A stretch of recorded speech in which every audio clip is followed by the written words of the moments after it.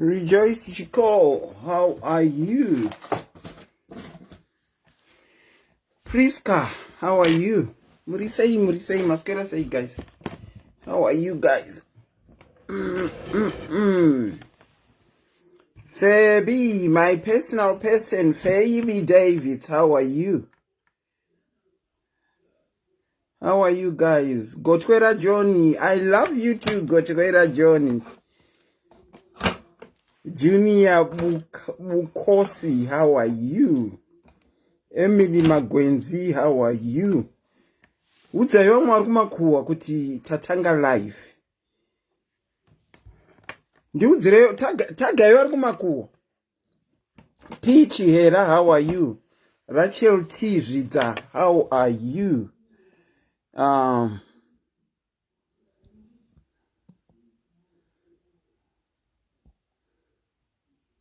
How are you? Mimba Inashe, how are you? Gina Mzane Namo, how are you? Ndokumbira kuti if anyone knows the WhatsApp call number to write it in the comment section so that I can pin it. Ruthi Muza, how are you? Petma Moyo ndeipi? No Anakita, Noels, how are you?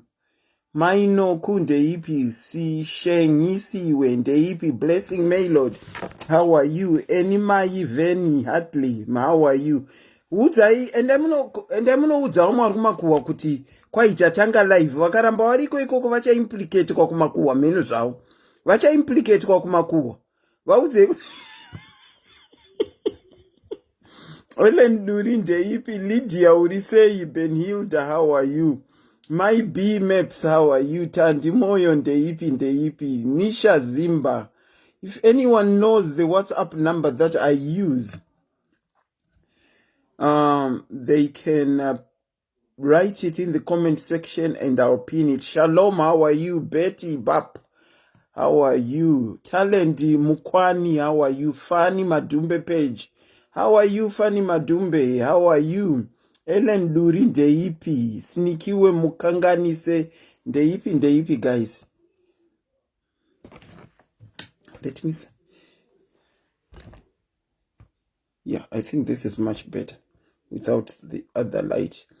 Mediasi, how are you? Anna Janda Sabelo Shinga, how are you? Masquera Seiko Wedway. Tagayo mwari kumakuwa. Martha Makumbe, how are you? Kuti kwaita tanga live. Vakaramba vari koka.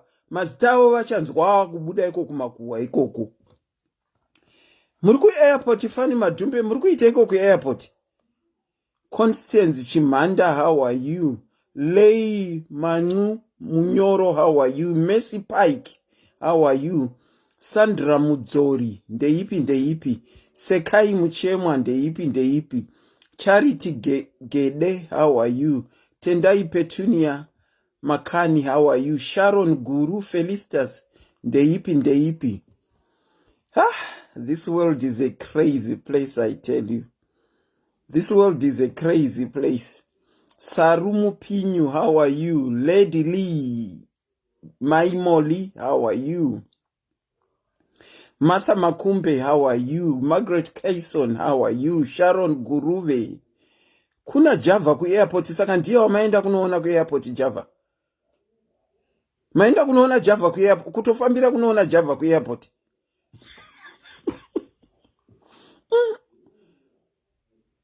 Okay, that's the number. Thank you, Emily. Pin. Okay. Emily. Tanga waisa 44 kumberi so that people will not get confused. 44 then 77 so that people will not get confused. Emily Magwenzi, 44 first. Thank you. Pafunge Mawodza, how are you? Patricia Mugano, how are you? Okay, Gotwera Johnny, thank you. Otherwise, people will think it's a South African number. Otanga kuisa code, it's a South Africa. Thank you, Emily. Thank you so much, Emily. Gotwera Johnny, thank you. Mags, Maya Doi, how are you? Did right, my doi. Ruthie, thank you so much. Ndapina number. Thank you, those that are giving me. Monica Moyana, how are you? How are you? Margaret Kaisoni, how are you? Humba. And I'm not sure vari kumakuwa. Kuti rambai muriko ikoko mucha implicate kwa mazita enyu makuwa imomo. Mukaona akubuda. Mukashaya kuti ari kubva nekupi. Janet Nkomo, how are you? C4 Sylvia, how are you? Margaret Kufakunesu, Koi Auntie Selena, you are glowing. Thank you. Oh, thank you. How are you guys? How are you guys? Nasi yatinayo pano inopisa semakuwa. Nasi nyaya yatinayo pano inopisa semakuwa. Tanga tiri kudzoka masikata. Amanda Roo, how are you? Titi, how are you?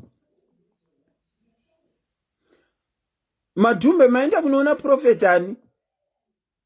Mama pedza basa here zvokutoenda kuairport kunoona prophet. Tadiwa nashe. Matoita mukaenda kunoona prophet Madumbe. Matoita mukaona kuenda kunoona prophet. Nekuti nyaya tiri kupinda ka tichange tichitaura zvimwe zvakaita seizvozvo izvo. Memut, how are you? Nai veduwe. Wow, what a name. What a ghost name actually. Nai veduwe. Sheila Musaope, how are you? Chichipedzi, how are you?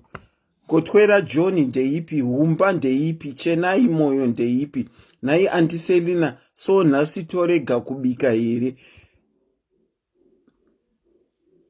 Mambe muri kumakuwa anditi. Kumakuwa mabvunza kuti torega kubika here. Pamamuri kumakuwa mabvunza kuti torega kubika here. Serina Kurunziwa. Ndotofunga kuti mauya pano mabika because I always encourage you kuti munobika since yakupa, how are you? Milka Mutikani, how are you? Lois Mimi, how are you? Susan, how are you? Humba Makombe. Chenai Moyo Nigirikini. Wedwe. Maona importance ye makuwaka. Sorry, let me just take this call and see whether it's related to what we are going to talk about. Auntie Selina speaking. Good evening. Taskwera maskwera se. Ndiripa live.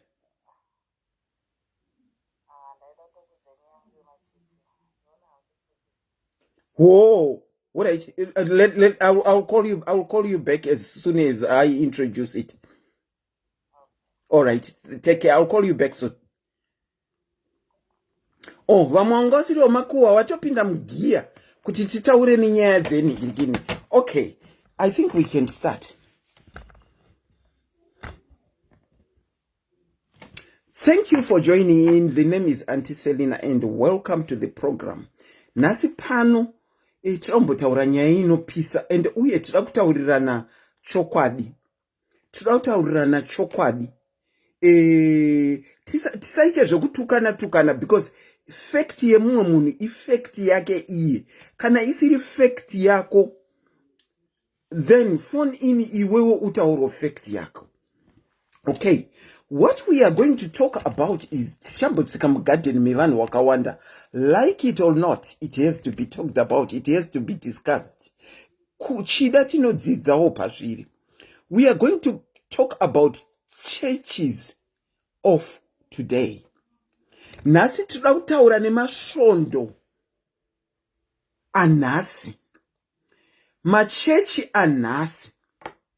Tinoda kutaura chii chiri kumboitika mumachechi umu. What really is going on with macheches? Kana paina ana pastor vashedzeiwo, ana prophet nana prophetesi vashedzeiwo, ana evangelisti vashedzeiwo. Hapana zvemubhaibheri zvandiri kuti tibate, but we just want to talk about churches in general. Hanzi ndanetsa mumastreet, hanzi ndaita seiko. Let me tell you what happened yesterday. I called this lady. So I introduced myself. Ndakanga ndangomfonerawo diary business. I introduced myself. And I said, the name is Auntie Selina. So she goes, Auntie Selina? And I said, yeah, my name is Auntie Selina. zvikanzi antiselina ndikati ya antiselina zvikanzi antiselina wepafacebook here ndikati she best and she said I can't believe it, is that really you? Ndikati yedini zvikanzi nevoice ndabva ndanzwa kuti ndimi shuwa. Vanhu musandidaro kana ndakufonera iwo weduwe. Okay, I tagged this one antiselina. Vatagei vanga vanotambirwana namadhumbe kuairport. Java passion Java vatagei vanga vanotambirwa na funny madhumbe kuairport. Okay, so I said we are going to talk about churches of today. It looks like my churches, they are mushrooming left, right, and center. When I say mushrooming, I mean mushrooming. Angonyuka. Antiselina wakangofunga kutotanga chechi yavo ipapapa. Vakutotanga chechi yavo. Vakomana imbomirai kundifonera. I think ndakurumidzisa kubatidza foni yangu. Ati imbomirai kufonerana. Churches dziri kumushruma left, right, and center. But what is happening mumachechi anhasi is very scary. Raiyo vatageiwo. Churches dziri kumushruma. Winnie, how are you? Left, right, and center. And what is happening mumacheches is so unbelievable. The sad part of it, isusu vacho takaungana pano tiri kutaura zvemachechi, tisi tiri kubhilivhiswa big time. Tiri kubhilivhiswa big time. Inini handizi muparidzi, asi ndauyawo nerangu bhaibheri iri. Bhaibheri iri is now being misused. And it's a sad state of affairs. Chiri kuitika mukati memachechi nhasi. Fanika vakomana vari kubva kuchitungwiza uku vanetsa nekutanga machechi. Vakomana vari kubva nepachitungwiza, pachitown pachaitungwiza yakarehwa nemuchinese. Chaitungwiza yanetsa nevanhu vari kutanga machechi. What is going on with machechi kutanga kwaari kuita? Machechi acho atinoziva ari kusplita like no one's business. Ari kusplita vachitoendesana kukoti. What is happening with today's churches? My prophecies have become a norm mumachechi rather than shoko kuparidzwa in today's churches. What is happening with my churches?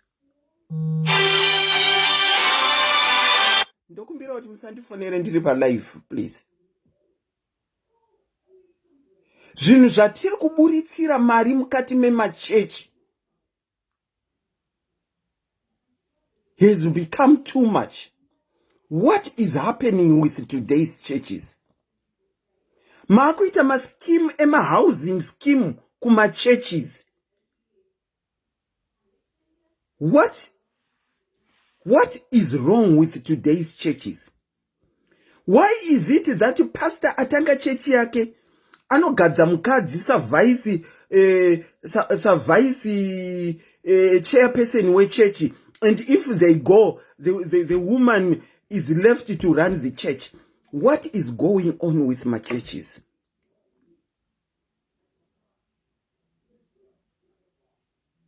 We have seen some churches vakuti lipstick ukaiuza, andina kuya ne lipstick yandakazora chaiyoyi ukaiuza hanzi inowedzera my blood particles in your body. What has become of churches? Churches have even gone to the extent of kutswanya mapiritsi HIV vachimayuza kuti vane mishonga yekurapa HIV. What has gone wrong with churches? Vakuona minda yavanorima chibage, yavanorima macucumber. They come and sell them in the church to say that they are blessed. If you eat them, you will be blessed. chii chiri kuitika nemachechi? Chii chiri kuitika nemachechi? Ana mai, ana pasta vemumasvondo, nana pastress, maakuziva mabirthday avo yekuti munotorongana semadzimai kuti mama vane birthday riri kuuya manje manje, saka tinofanirwa kuvatengera outfit nebhegi nematching boots, nekuti birthday ramama. Chii chiri kuitika mumasvondo? You find mamwe machechi anotoita majuti ekunoklina kumba kwamufundisi. Mufundisi vane mukadzi wavo munoita majuti ekunoklina kumba kwamufundisi vane mukadzi wavo. Varume vachinzi vari kuita garden panze pamufundisi. And yet kumba kwako sora rakasvika paroof level. Kumba kwako wasiya usina kutsvaira, but unotomhanya kuti inhingirikini, what do you call it, tinofanira ijuti redu rokunoklina kwamufundisi. What is wrong with you women?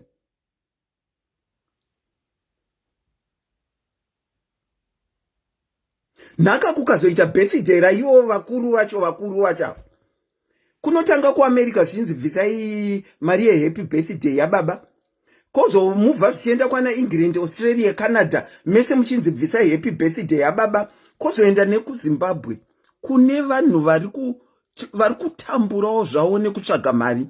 Vanosarudza kunobvisira happy birthday yababa, asi asiya vana kumba vasina chingwa. Chii chiri kuitika mupfungwa dzedu? Kupfugamira mapasta nemapreacher hamuregi, asi mumba mako chaiye murume wako haupfugamiri. Naivo varume vanomhanya kunopfugamira ivo ana papa, asi baba vake chaiye kuti makadii baba, hasati ambopfugama achiti makadii baba vake vekubereka. Bhaibheri rinotaura kuti kudza baba vako namai vako kuti mazuva ako wandire panyika. Asi nesu vamwe takuonawo tisingakudze kana vabereki, kana neni am included in that. Chii chiri kuitika mumachechi anhasi? Vakomana, what saddens me is, ukaona picture yemunhu asati atanga chechi zvaanenge akaita, and 2 years down the line ukozoona picture yake yaanenge ari. Kana taenda kuchechi, all it's now ever being talked about is prosperity. Gospel rare prosperity mazuano. Hapana chimwe. Kuiko kuda kuprofiti kwa kwatinoitwa.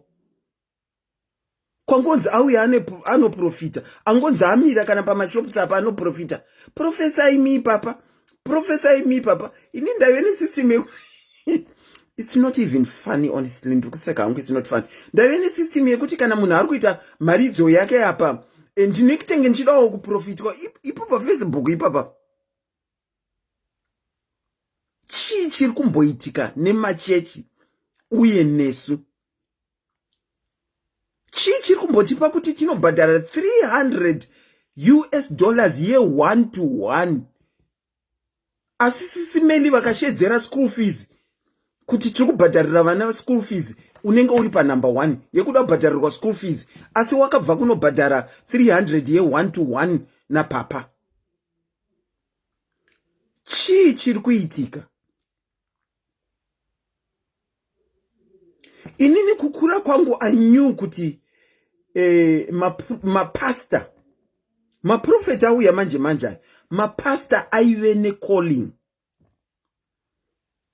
Iko zvino 99.99% of mapasta atinawo nemaprofeta atinawo, and this I will say 99.99% of prophets and pastors havana calling at all. Havana calling at all. 99.99% haina calling. It has become a business. angopinda muchechi akonana nevakuru vechechi akutonotanga yake. Auntie Selina vangopinda muSIS MELLY's diaries vakonana nezviri kuitwa paSIS MELLY's diaries vakunotonotanga yavo Auntie Selina diaries. Ndo zviri kuitika kumachechi izvozvo. Tiri kuona left, right and center vamwe vakuyuza hari dzinonzi tinokuputsirai pasi kuti matambudziko enyu apere. Vamwe ndo vanotora macheni wouya wakasungirira vachikutaurirai to entice you kuti muuye kwavari. Cheni handizivi kuti power yaMwari yamumacheni here nemuhari. Ina handizi zvinhu up to today handisandamboona ivo vacho vanoita maadverts. Handisati ndaona kana one anonyatsonditaurira zvekuti dyo kuti munhingirikini mucheni umu mune simba here. Ko iwo matangs akutaurwa.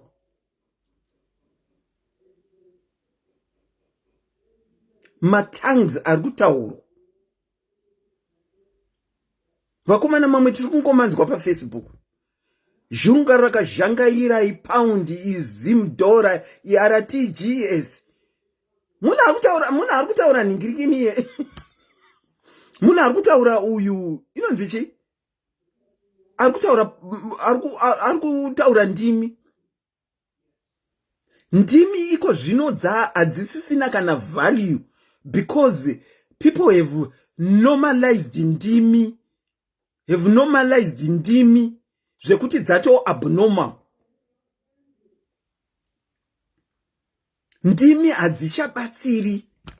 Munhu wese ari pana angotaurira ndimi. Nana Auntie Selina vapinda mumachechi vasina handitorina inini personally handina gift yekutaura ndimi. Asi pinda muchechi yanhasi Auntie Selina vari kutaura ndimi vari papa. Flosi Manyika ari kutaura ndimi ari kokoko. Mande ari kutaura ndimi ari kokoko. Ari kutirikira mbiri ndimi dzenyu mese dzamuri kutaura hapana, which means that is rendered useless. Especially munhu anomira pamberi pevanhu achinotaura ndimi dzisingaturikirwe. It's as good as useless. Regai ndikuudzei why I say it's as good as useless. There was this lady, it's not a true story. I don't think it's a true story. Akaenda ku Australia. Kubvanzanza tine visitor yabva ku Zimbabwe. Tinomboti atiimbiro rwiyo rweshona. That is how ndimi is now. Kushowa kuti tiri kutamba nezviri muBhaibheri tichizvitambisa. Kubva zvanzi uya uti ningirikire uti yimbiro song. This one was a song, kungoimba song chete. Aenda hake kuchechi asi song dzekuchechi hadzizivi. Aaskwa kuti uya usheye eshona Zimbabwean song pamberi amira. Do you know what song mukadzi iye akaimba? Vanhu vakatopinda mumweya simply because vanga vasiri kuziva chekuimbwa. Munoziva inonzi dzamutsana muchuru tsuro nembwa. Makambonzwa song iyoyo inoimbirwa vana vadiki. Akagotanga dzamutsana muchuru tsuro nembwa, dzamutsana muchuru. Achibva aita unga ari kupinda mumweya zvekuti vanhu vanga vari musvondo imomo nekuti vaisanzwa zviri kutaurwa. They responded dzamutsana muchuru tsuro nembwa accordingly. Vachiti ari kuimba song. Nekuti aibva aita ma-expression ayakati dzamutsana muchuru tsuro. Anyway, this is not funny. Chii chiri kuitika nemachechi amazuva ano? Enough talking from me. But what is happening with today's churches? The lines are now open. But the first caller that I'm going to let them come to the show is Wambondifonera vaya. Vanga vatonzwa vhavu rekuda kuningirikira, rekuda kutaura. I'll call her back so that she can share. If you want to contribute to the show and give zvaunofunga nezviri kuitika mumachechi anhasi, the number is pinned below. If you want to come in and contribute. Kola tinokuchingamidzai pachirongwa. Ndinoziva kuti mamatsva mamaona title. Tipirei tinzwe. Maswera semadharis. Ndinodavira kuti vaswera havo nhasi vaswera vari kumakuhwa uko. Chida ndokwava chitori izvozvi. Tambenge tiriko.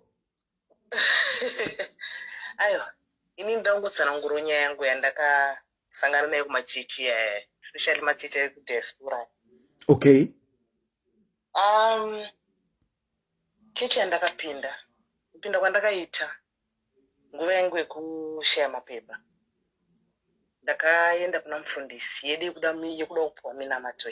Ndaenda kuna mufundisi ndapuwa minamato. Yanga iripo story here. Yanga iripo story. Alright. Zvikanzi ina ndikwanise kuda sei kunyatso kunamatira ndoda takawanda ndine chechi yandinoenda saka huyai kuchechi muimbirwe muende zvepakarawo izvi muenderwe pakarawo munyatsoimbirwa. Kubatirwa.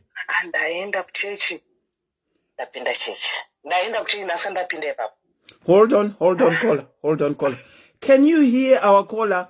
Give me a thumbs up, please. Kana muri kuvanzwa here? Ndipeiwo thumbs up kana muri kunzwa caller. Muri kunzwa caller? Zvamabva mati zimese. Okay. Ndamaona ma thumbs up. You can go on. Ndanga ndine code saka madharis mundiregerere voice rangu ndine code. Okay. Thank you. Saka ndaenda kuchechi taimbirwa. Vanhu vese vaimba. Ichechi ndasina mbombera ndakaipinda. Ndasingatozivi zita rayo. Ndaintroduced kune chechi ava tapinda. Madhizi yayo ndaive nerasta. Musi wekutanga havana kutaura anything. Zvikanzi uyai kumba tite 1-to-1. Iyo nyaya ma 1-to-1. Koma handiti paya mamboenda mukanzi mozouya kuchechi. Maenda kuchechi makunzi uyai kumba futi. Zvikanzi uyai kuma 1-to-1 kumba. Because panapa tina time yakareba tinoona vanyatsofamba nini. Tinamata kune prayer warriors. Tonamata nini. Taenda kumba kwevakuru vaive like mapastors but anga nerimwe zita because ndikaitaura ichechi hombe kuZimbabwe. Ine basa rei ndozviri kuitika ka experience yenyu yamakaita kana musiri comfortable kuchitaura siyai asi kana kuriko kwamakaenda zvikaitika ikoko ingoitaurai kuti ndo zvakaitika. Yainzi Bethsaida. Inotonzi Bethsaida actually. Bethsaida. Anzi inonzi Bethsaida. It's a big church kuZimbabwe. Ndisati ndamboinzwa ini. Kune vari kuZimbabwe vanokudza mapostori akatanga. Okay. Yakabuda I think muJohn Masowe. Okay. Saka taenda kumba taonekwa nevanhu vainzi mupresita time yongo chiri mufundisi. Taenda tanamatirwa tadzokera. Bethsaida Church. Bethsaida Church.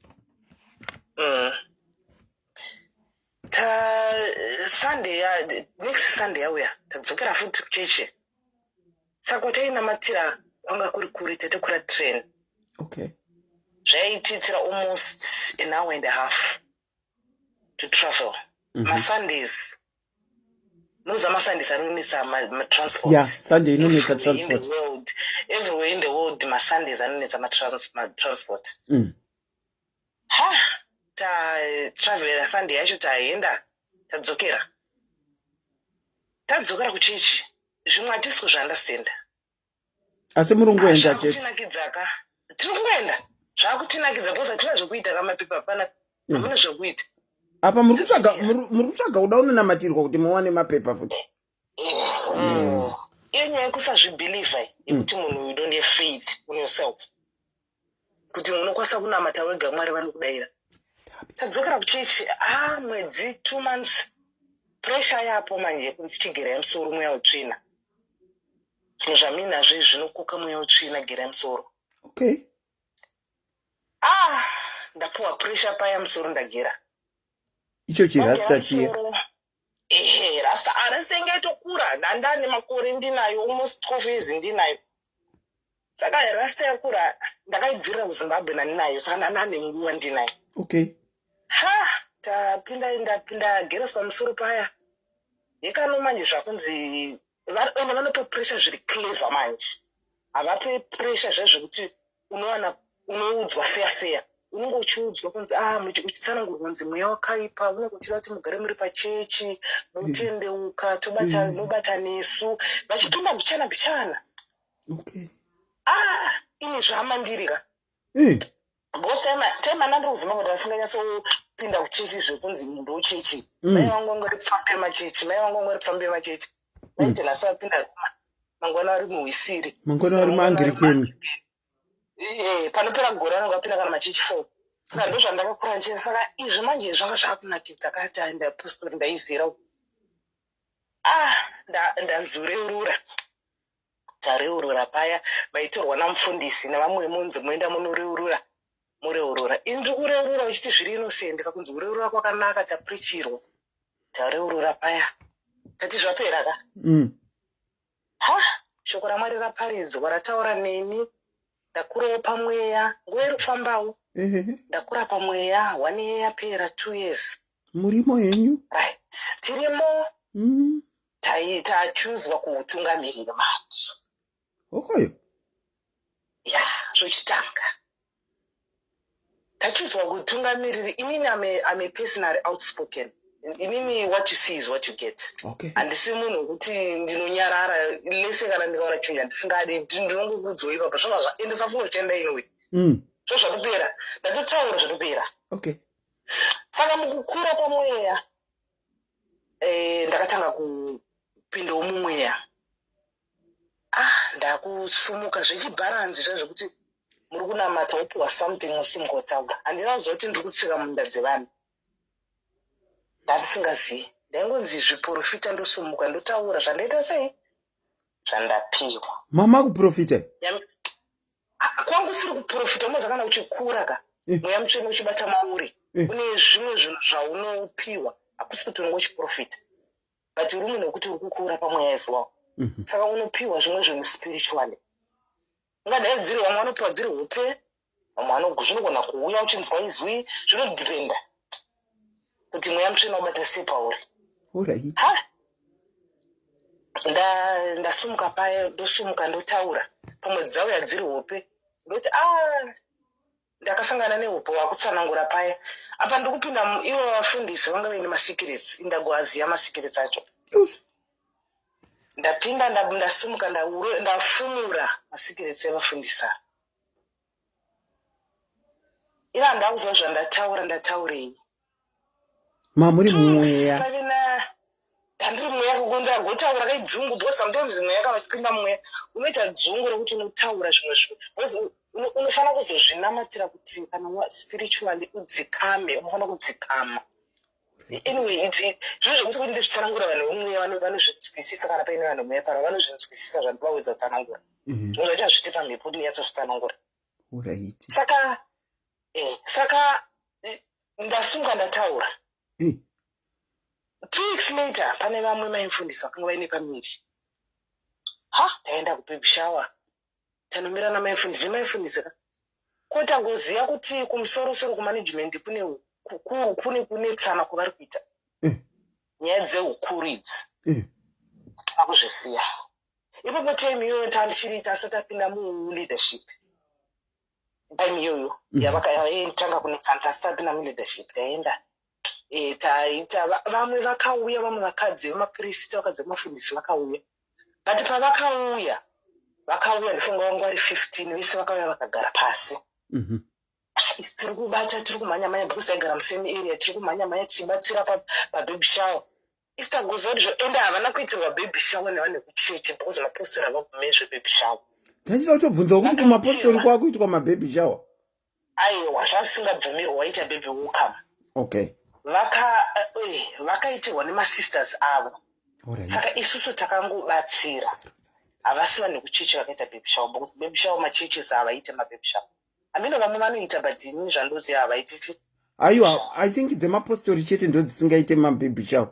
Idzi maana FM anazayo jaha baby shower jawi. mapostori avaitawo saka tiri kubatsira bhosi taigara musame area kuti tiri kungobatsira nekuti bhosi hatisiri staronga tangonzi tine masisters acho nanatete masisters ana mbuya tibatsireiwo ava vauya vekuchechi vasvika vagara hatingona vanhu vagara vakangoruma kugara in hour vese vari 15 vavasimuka vavaenda kubebishawa imwe munhu apa ndivaimufundisa nepamirika tizoone the next weekend yacho mufundisi bva vabata shoko vavaparidza nenyaya yemapati zvikanzi nemusangano munomisinzi kuti munoda mapati histereki iyauya semharidzo manje yaakupinda semharidzo takaparidzwa musi wacheuyo zvikanzi munoda mapati vanhu vanonamata vanhu vamwari mucelebrate chisati chazvarwa vakaparidza basa vanenge vambe kuti nyatsoparidza kuti apa iri hasisiri shoko apa ndimuri kutaura patakamba takanyarara hatina zvatakataura takangoti maybe tatadza mwedzi wapfuura wadarika takanga tati chechi yapera takamira panze vakauya kwandiri zvikanzi maisache ndapuwa upi ndimupurista vaiva ndakamboprofita kumashure makuprofita nauyu ndamuprofeta uyu ndondiprofetawo apa mafu yavo vachina ndii zvandataura zvee zvakava kugodoka ka because ndakatsika munda maoka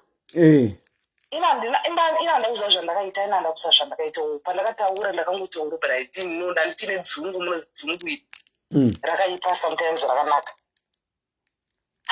vauya takamira panze zvikanzi maisache so ndapiwa upi dzenyu zvikanzi ndapiwa muri munhu ari kupinda mumakuhwa iyo makuhwa achatsaurwa masikata ndapiwa muri munhu ari kupinda mumakuhwa ndakuona imi nepapamishini wamaimufundisi venhumbu nevamwe maimufundisi ndakuona imamira ndakuona muri munhu arasika nyaya dzemakuhwa siyai chakatanga chiri chiprofita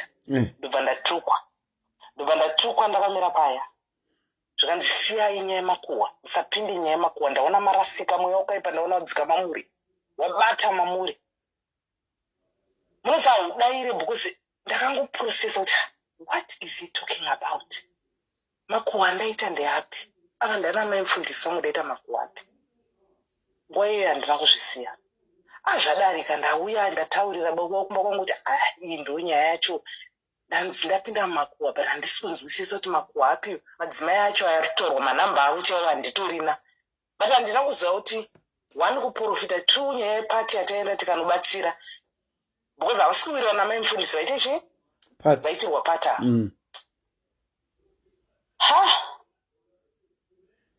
indati zvapera ka ndangozviignora kupostori kwacho kwauniform sunday munopfeka uniform pakati pewiki maipfeka magemenzi enda kuchechi musi wacho takaenda kuchechi pakati pewiki maipfeka magemenzi saka maenda kubasa nemagemenzi kumunamato taita maminamato mathursdays saka pamunoenda kumunamato munongopfeka magemenzi sunday mopfeka mauniform saka taenda nemurume tinopfeka uniform sunday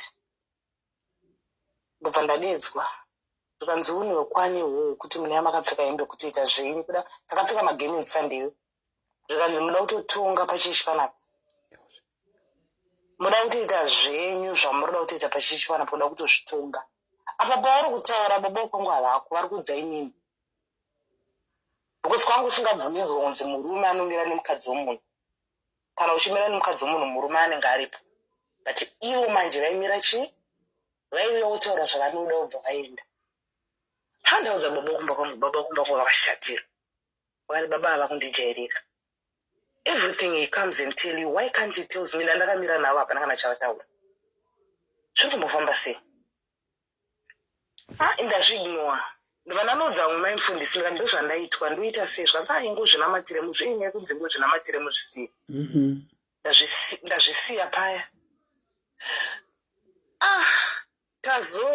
taziswa mumaleadership tapinda mumaleadership vamwe maimufundisi vanga variwo mafundisi anga ati one day vamwe maimufundisi vati amai sacheso ndimuri unotungamira chi patiri kuenda kumusangano taenda kumusangano every year ndimuri unotungamira youth bhozi ndandakapuwa youth zvika ndini mutengerwa vasikana youth tipei topic indibva ndaenda kuvasikana ndikati vasikana ndanzi nditunga apo patandita leadership manje ndanzi ndinotungamirira youth murida topic yei madhairis mundiregerewo nezvandada kutaura vasikana ndobva vati toda nyaya dzekudhonzedza hatiziziva so vanasikana vachonge vakazvarwa muuk vamwe vacho zvika tinobva vachirudzi zvidhori hatinzwisise kuti zvinofamba sei indobva ndadzokera nenyaya ndikati maimufundisi ndo vasikana zvavari kutaura kuti vada one of the topics vada kuziva kuti zvidhori zvinofamba sei zvaudhonzesei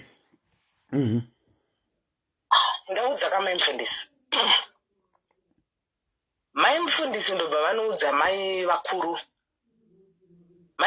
ava kumba kwavo kwaive nemutemo wekuti foni inotaurwa iri paloud hakuna zvekunzi kune privacy foni inoiswa paloud ava mai avaenda nenyaya yekuti mai sache vauya vachiti vasikana vari kuta nyaya zvedhori murume handidono kuti murume upi asingazivi zvezvidhori baabvunza mukadzi wake zvikanzi I don't know if I should say the right word ndavakanyatsobvunza havana kuti zvidhori vakanyatsobvunza iro chairo zita racho kuti ndo zvii manamba 11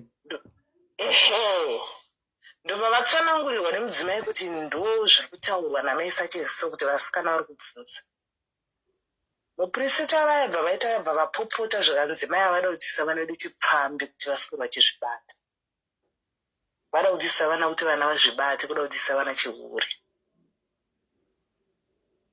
zvikanzi mai avaihure chete vangadzidzise vana zvekuda kuzvibata kuda kuzvidhonza kuda vada kuzvidzidzisire vana zvinhu zvakadaro panzvimbo yekuti maimufundisi ava ndaudza nyaya vadzoke kwandiri vatsanangura vakaramba vakanyarara handa kuziva zvataurwa tadhiraivha taenda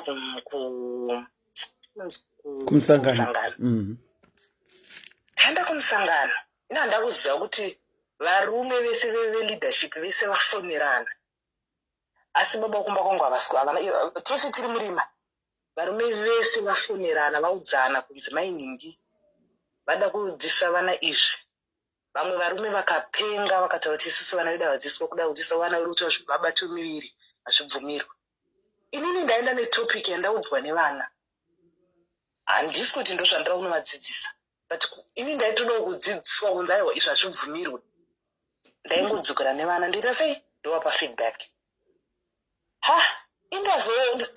after 1 week sataenda zvikanzi namai zvikanzi navamwe mufundisi zvanzi ima muchanodzidzisa ichi vana tachinja papa wasomeone else indibva ndati it's okay handamboita fussy about it vanhu vaenda kwanzi kwadedzerwa meeting baba kumba kwangu ari kuchengeteswa vana vakubhebhisitwa munhu murume anga ari muleadership akunzi bhebhisitai ini ndobva achiso ndakatumwa kuitei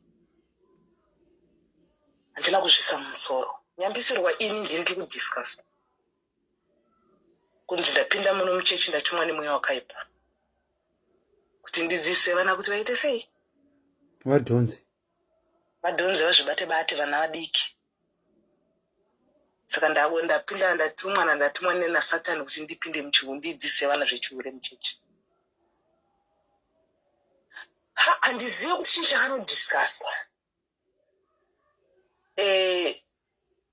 inonzi musangano hauna kuenda zvakanaka ndofunga vanhu vakanotadza kuwirirana here kana zvakanofamba sei munoziva mwari anofamba myserious way because inini ndiri munhu ainambata pachokwadi but vanhu ava manje maataka zvavaindiita ina ndakuziva kuti vaindiitei moziva hanzi nunzi hanzi aive pasina chironda kana uchiita zvinhu zviri innocent kana munhu akakurongera zvakaipa hazvibati tadzoka zvese zvindiri murima ndakana chandiri kuziva tadzoka following Sunday tauya kuchechi zvikanzi ndifunga musangano meeting inge isati yapera zvobva padedzerwa meeting mufundisi vadzoka kumba kwamufundisi ndokwaitirwa meeting waigara kuduse nesu tasvika mumeeting vanhu vese vari kungopinda meeting isibva tanzi hatisi kudiwa anzi haimimi chiendei henyu kumba ise meeting yahati musapinde henyu chiendei kumba tagoziva kuti we are the talk of the meeting isusu we were the talk of the meeting ndopandakazodedzwa pasaidi namupurisa wezvanzi maimi muri munhu wechihure munoda kudzidzisa vana vedu kuti vaswere vachizvibata miviri. Ndikati ndadii, ndatadzei.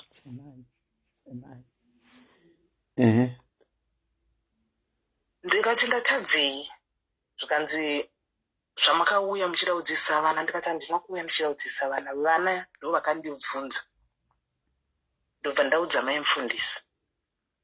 Instead yekuti mai mufundisi vadzoke kwandiri vakanodhiskasa vega zvikatenderera. Chechi iyo ndakaipinda for 4 years. Ndakanga ndane maabuse pafeya, ndaiparidzwa kuchechi. Imi muchingopinda chete? Ndichingopinda muri dzamba zvimwe zvekuti unongo handizoti kwanguri kupusa kana kuti changa chiri chii. Mumwe musi tine kwatiri kuenda, ndakurira mupostori, tine kwatiri kuenda nemurume, ndakapfeka hangu jini rangu, tiri kwatani tiriko kubva tadaidzwa zvanzi kwaita emergency naumwe mufundisi. Ndobva ndaenda kumba kwa ndatomboudza ndikati handira kunochinja zvandinohandei zvanzi emergency. Taenda ndasvika ndakapfeka trouser. Mai mufundisi bva wamhanya zvikadzi no musapfeke para hazviita kuti mupfeke chi majini. Bva ndapiwa sketi, pane sketi yandakapiwa bva ndapfeka. Inobva ndafunga kuti zvapera because tinogara mune imwe city yatinogara nekunoitwa chechi kwakatosiyana. Tazoenda kuchechi Sunday. Zvikana mufundisi zvikanzi ukasangana neni mutown wakapfeka trouser. Iwe mufundisi kwanoenda kumba kwa ndakapfeka trouser. Zvikanzi wemaridzo iyo. Zvikanzi ukasangana neni mutown wakapfeka trouser usandimhorese. Ndipfudze hako usati ufoka ndimhoresa. Vanhu vese nekuziva kuti inini namufundisi ataigara musame town vakaziva kuti ndiri kutaura. Ndaibheka makeke. Right, time iyoyo ndaibheka makeke. Saka ndaibhekera vanhu, ndaikubheka, it was just a hobby. Ndaibheka makeke, masikonzi ndiri munhu anofarira kubheka. So ndinongobheka for hobby. Saka ndati wesaiti wabirthday muchichindobheka. Mai mufundisi vakatsamwa kuti maita mabirthday kunhingirikini kumapostori. Chechi yapera kaikeke rinoiswa apa, chechi yapera munhu ane birthday unamatirwa. Oimbirwa birthday. Okay. Vanga westernize kavachinja kazvechipostori zvekuZimbabwe tsve. Westernize.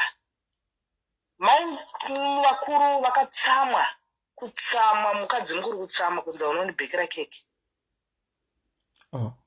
Ingava navadiki kwazvo. Saka ipapa makazobuda chechi seiko ipapa? Right. Zvaramba zvichiitika abuse after abuse, abuse after abuse. Ndakazosvika pekuti enough is enough.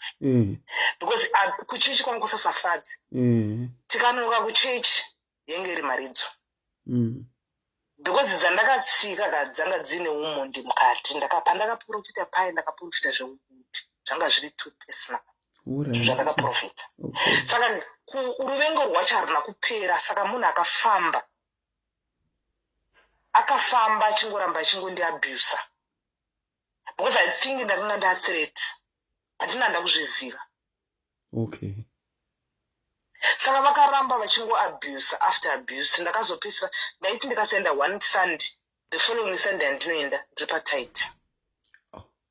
Vanotoparidza, vakasaparidza inini vaiparidza vamwe mai. Pana vamwe mai vanga vari muchechi vanga vasina mwana, vanga vane nguva, ndo vaiparidzwa. Mai vavo vakaabuswa zvekuti zvangu zvanga zviri nani. Ndo vaiparidzwa. Saka yakazosvika panguva yekuti ndakati inowati, kana kuri kunamata kwacho ngazviregere. Ini chechi ndakubuda. Because abuse yacho yasvika pana another level. Hapana chinhu chakaoma chekuti munhu unoudzwa kunzi watumwa naSatani kuti savana chihure. Zveshuwa. It's another abuse on another level. Zveshuwa. Pandakabuda ndakatora about 5 years. Even up to now, it's almost 10 years. Handikwanise kunyatsoti nditendeuke to any church. Because abuse for those 4 years, yakave abuse yange yakanyanya. Sorry. Ndakaabuswa because mufundisi wavo munhu wekuti kumadzimai vaicontrola topic dzaitaurwa, dzaifanira everything has to go through him.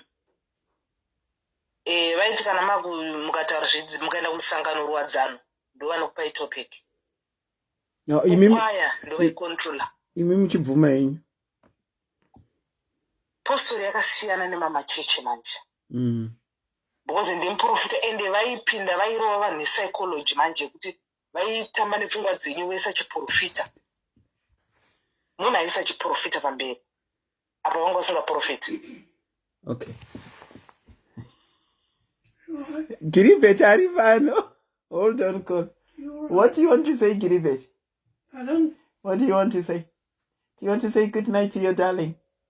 Who is it then? I want my life as usual. Good night, darling. Good night, I'll see you later. Saka apa makazobuda sei apa? Makazobuda sei?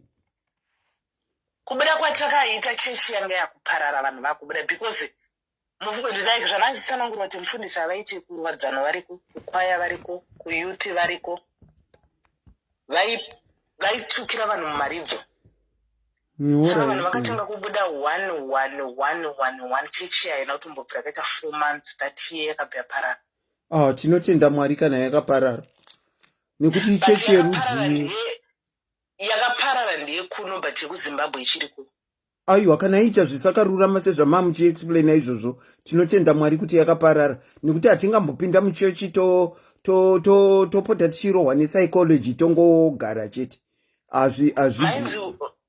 mainzi uyai 1-to-1 ndokunobuda nyaya dzichanoparidzwa musesande.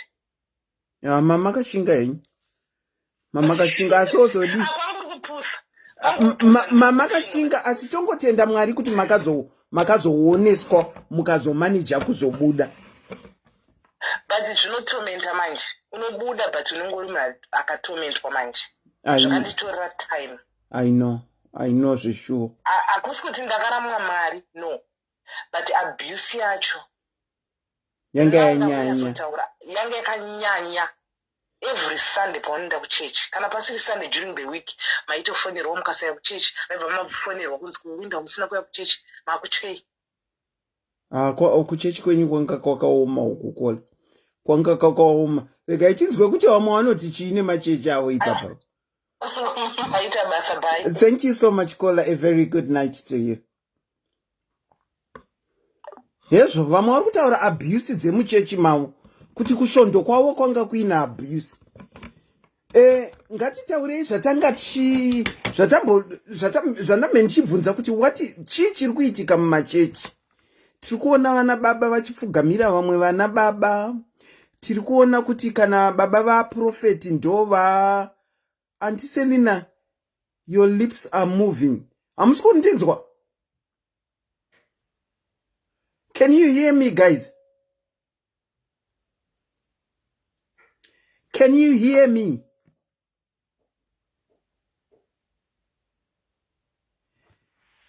And my lips are moving. And this could be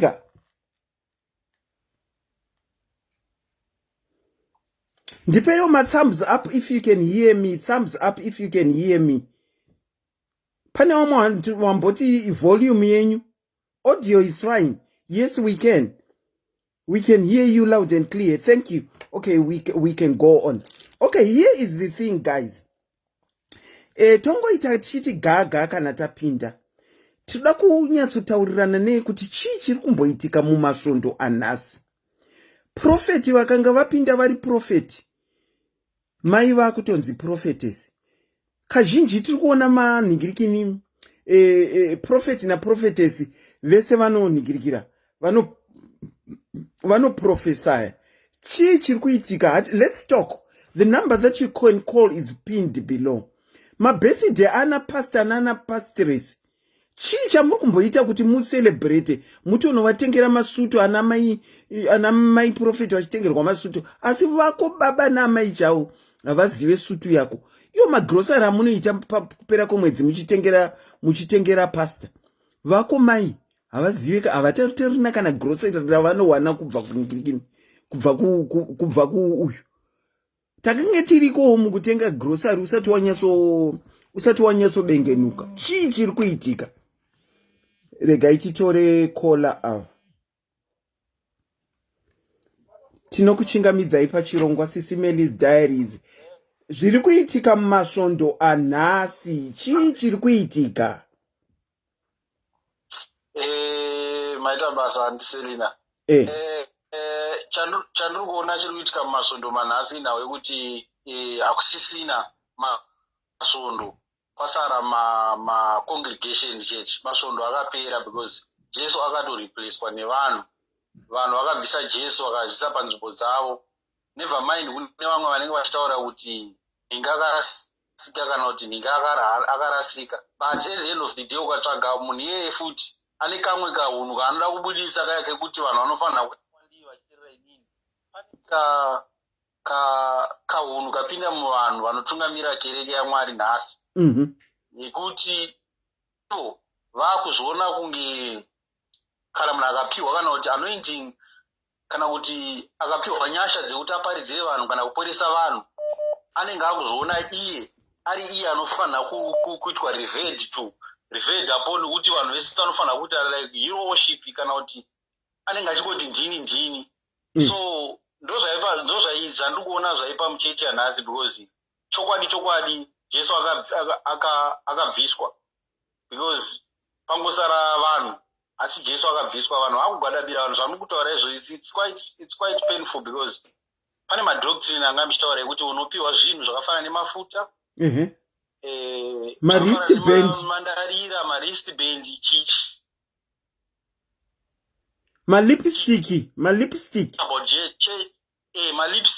Ukada kutarisa, because we are talking about church, we cannot leave the Bible, because according to God manje Mwari zvavakaita manje vakagonera vanhu chinhwani, vakaisa will ravo pasi panapo, kuti munhu akauya akataura kuti will raMwari iBhaibheri rakangofanana nemunhu anenge afa usi anyora will riri kumaloya. Pakazouya mumwe anenge achitaura kuti munhu akati imba ndeyangu. Network yavo iri kumboita ichitiza. Vanhu vamazuva ano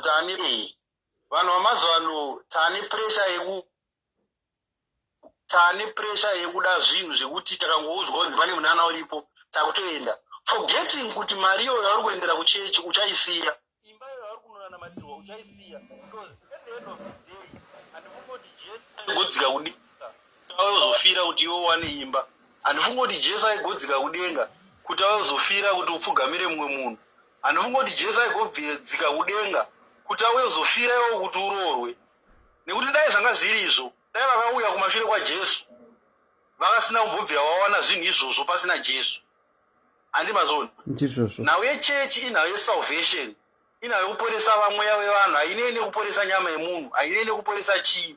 Ndosaka maiona vanhu vanenge ana Paul chaivo vakaparidza Bhaibheri ratinoverenga vakasvika pakufa vane zvimwe zvirwere zvisina kubvira zvarapwa kana kurana Mwari wacho. Paul akafa nechirwere chemaziso, haana kumbobvira akwanisa kurapwa. But mazuva ano munhu akangota musoro unotema kuronzi mweya wetsvina, enda kuna profeti, akunomwiswa weti, akunopfekedzwa zvese, akuita zvese, hapana zvinhu zvaachafunga iye kuti kuMwari vari kuti kudii. Majuzi vane principle yavo. Vemanjuzi vane principle, vekuchechi havana principle. Vechechi haina principle yamazuva ano. Chechi yanhasi haisisina principle. Zvazvaya zvekungoti handiserina ndakati kwangu kune anointing oil yakaipa, makutouya makutobudisa 150 modzokera kuisiri kwenyu. Mwaka yakati kwangu kune water yakaipa, makutouya makutobudisa 200 modzokera kuRoma kwenyu. But at the end of the day kuti nhau yekunamata inhau yemweya nemunhu, hainei nechekuita nenyama, hainei nechekuita nekunzi uda kuroorwa, hainei nechekuita nekuti unoda kupfuma, hainei nechekuita nekuti unzi hauna kudya. Handimazona. Ndosaka naPauro vaigara pavaiparidza Bhaibheri vaiemphasiza ipapo kuti mukuwana nemukushaya Mwari ndiMwari haachinjiswe nekuti wawana kuti Mwari ngaarumbidzwe. Manje vanhu vamazuva ano vakuti kana akasawana anoti Mwari mandirasa. Handimazona. Saka izvozvo manje zvaita kuti vanhu vaende paipe manje pamukutaura ipapo kuti chechi yanhasi yaita kunge kusisina mweya, zvakafanana nekutaura nendimi, kwakuti zvange kunoshamisira. But ukataurwa ukanzwa asi mati mweya ichirimo here machechi? Mweya machechi ariko machechi ane mweya, but it's 0.001%. Mamwe ese haana.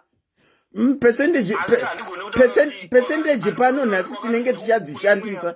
Percentage tinenge tichadzishandisa. Saka mati svondo hakuchisina. Kwane congregation. Yango congregation zvazvekuti it's now a lifestyle yekuti handisendera munoziva kuti mimi na7 kune every Wednesday na7 kune live yaSIS MELLY inoenda padiary. Zvakungoitwa kuti ndoziva kuti na9 inoenda kuchechi. Purpose yekuendera kuchechi kwacho munhu anoenda kuchechi musi Sunday. Kuchechi ando paFacebook akutotaura vhauka, akutotaura zvese, akutoita zvese paFacebook, akutorasa hunhu. Handi mazvoda. Saka kudzora hunhu saka tochitochinja hatiti munhu haasi kubva kuchechi ka tochitoti kana munhu abva kucongregation apa Facebook achitaura vhauka. Hapasisina because idea yekuenda kuchechi ndeyekuparidza handi. Idea yekuenda kuchechi ndeyekuparidza kuti hunhu hwako life yako inofanira kuparidza. Usina kuparidza Jesu kuti Jesu mupenyu. Vanhu vanofanira kungopupurirwa neupenyu. Mararamiro aunoita. Matauriro aunoita, mafambiro aunoita nemagariro aunoita. Tinofanira kungokupupurira kuti Jesu ndiMwari. Handi mazvoda. Noti kuti iwe unofanira kuvhura mabhaibheri kukonvinza munhu kuti aiwa Mwari variko indonamata inino vhura pakati nezvakati. That is besides. Network iri kuita ichijamba. Maitiro ako anofanira kuparidza church. Anofanira kuparidza Mwari. Ukangoona zvinhu zvaunoita zvidhauta kuti uri kuita izvi. Because at the end of the day you must ask yourself a question kuti ndiri kuenda here kudenga. Ukanzwa uchizvipindura without doubt kuti kudenga ndoenda, well, I think you are on the right track. But ukanzwa uchitodhauta kuti kudenga kure, zvavanotaura paFacebook kuti kudenga kure, kunenge kuri kure zveshuwa hakusvikiki. So I think the church of the day today yarasa purpose. Purpose yarasika. Hasisina purpose. Yeah, zveshuwa. Maita basa nekushare kwakanaka Kola. Tinokutenda izvi zvachose. Masvondo hanzi masvondo. Question markinga. Asi tikati macongregation ihopo nefararira. Regai nditore mumwe Kola anga achifona uko. Congregation dzazara. Congregation ndedziya dzinoti kana tangoenda tinonopfugama pamberi pastor tinokuchingamidzai pachirongwa. Maswera sei? Taswera and maita basa neuntipa mukana wekuti titaure. Taura yenyu tinzwe. Inini ndoda kutaura ndakanangana nechechi yekumasowe because ndo chechi yandinopinda. Muri kutaura dzekwenyu dziri kuitika kwenyu. Ya, regai nditaure zvekwedu zvandinoziva. Handei nayo. Ya, handiseli ndanofunga ndingati pari zvino ndaane almost 4 years ndichirarama ndichinamata ndiri kumasowe. Oraiti, tinozvikudza. Kumasowe anopfeka magemenzi vechishanu chewa. Oraiti. Ndine zvinhu zvandanotisa kubva ndichitanga kunamata ikoko ndisati ndawanika kusvika izvezvi ndaane mhuri yangu. Pane zvamanotisa. Right, tingati munoona zvakaita vaprofita vekumasowe vanonzi vatungamiriri vesangano, mukuru wesangano vaiva. Vazhinji vachona inyope, munonzwa dzinonzi inyope, simbe, vanhu vasingadi kana kushanda. Alright. Unomuona muprofita anoswera akagarira chigubhu achiteedza zuva nemushana achiti ndiri kumirira vanhu vari kunoshandirwa. Enge unonyatsoona kuti zvakatongoma hazvo munhu anokuudza kuti ndikungoshandira kuti uwane basa. Ko iwe wakagara pachigubhu ungodziya zuva uchiteedza mushana utadza nei kuenda unoshanda? Aiwa, kari kushandira ka imimi. Muri kukangana kuti imimi mauya zoshandirwa saka ari kushandira ka imimi. Ko iwewe basa nemhuri yako uchazvipei? Uchichadyei? Hamubvise mari here kumasowe uku kana mashandiro? Ndozvazvo zvatakuda kuchitaura manje. Handei tione ndima tiudze kutipedzera mari dzedu. Tiudzei kuti muri kubvisiswa mari kumasowe ikoko. Zvavanoita manje vakangwara ka. Taurai tinzwe. Inini ndichibatwa musoro kunamata kumasowe ikoko ndakatangira kutauni, like kwete kumaruzevha, kutauni. Saka zvavanoita manje timu iroriri ronudaiso timu iri timu iri because vamwe vachona kandenge chitoda kubataura nemazita avo because ndine zvindambokudza kuti ndine zvandakanotisa zvakawanda. Saka timu iri zvarinoita ndezvekudai o. Unozonzwa kupera kwemwedzi kana kuti rege tingoti pamidi month paper. Unzwa Sunday kuye pamidi month paper. Baba vedu avauyi vari ivo manje handimuona. Kunouya madhara anonzi zviti vadaro vanopusiswa vaiva. Variko vakapusiswa kumasuwo. Ndo vanouya ivavo. Wotanga kuti baba vedu vari kuda mari yerendi. Anapo anika 50 rand, anika 50 cents, anika $1, anika chii. Tibatsire munhu waMwari. Handi munoona vazhinji vari kuyambukira panapa, zambuko riri panapa. Chichi. Saka munoona zvinoitika manje. Mazuva ekutanga ini ndaitomhanya. Because timu riya zvarinoita manje rinoprofita manje. Hakuprofita rinokuprofita zveshuwa. And then the more unoprofitwa munobva maonererwa mafarisa paipai. Ndipo vanobva vapinda nestrategy yekukumbira mari. Mokumbirwa mari. Makumbirwa mari. The following week baba wedu kune iri timu riri paHarare.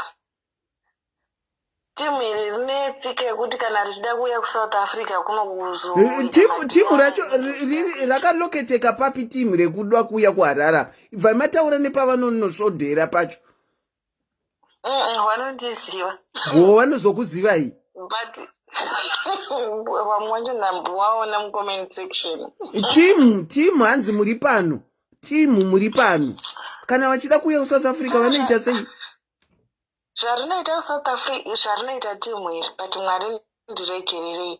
Ndiri kuita makuhwa, ndiri kuita but ngavasiyane netsika totovaudza vanapa iko vativaudze kuti tinovatya. Yes and hapane chinhu chakashata sekugara uchiona vamwe vanhu vachitambwa iwo uine information wakatarisa. Kana kuenda kuchechi kwacho hakuna basa nekuti muri kuona vamwe vanhu vachiuya vachidyiwa. Imimi murimo munoziva magemu avo asi mongoti moda kuva excuse. Chakashata chete ngachitaurwa. Alright tete.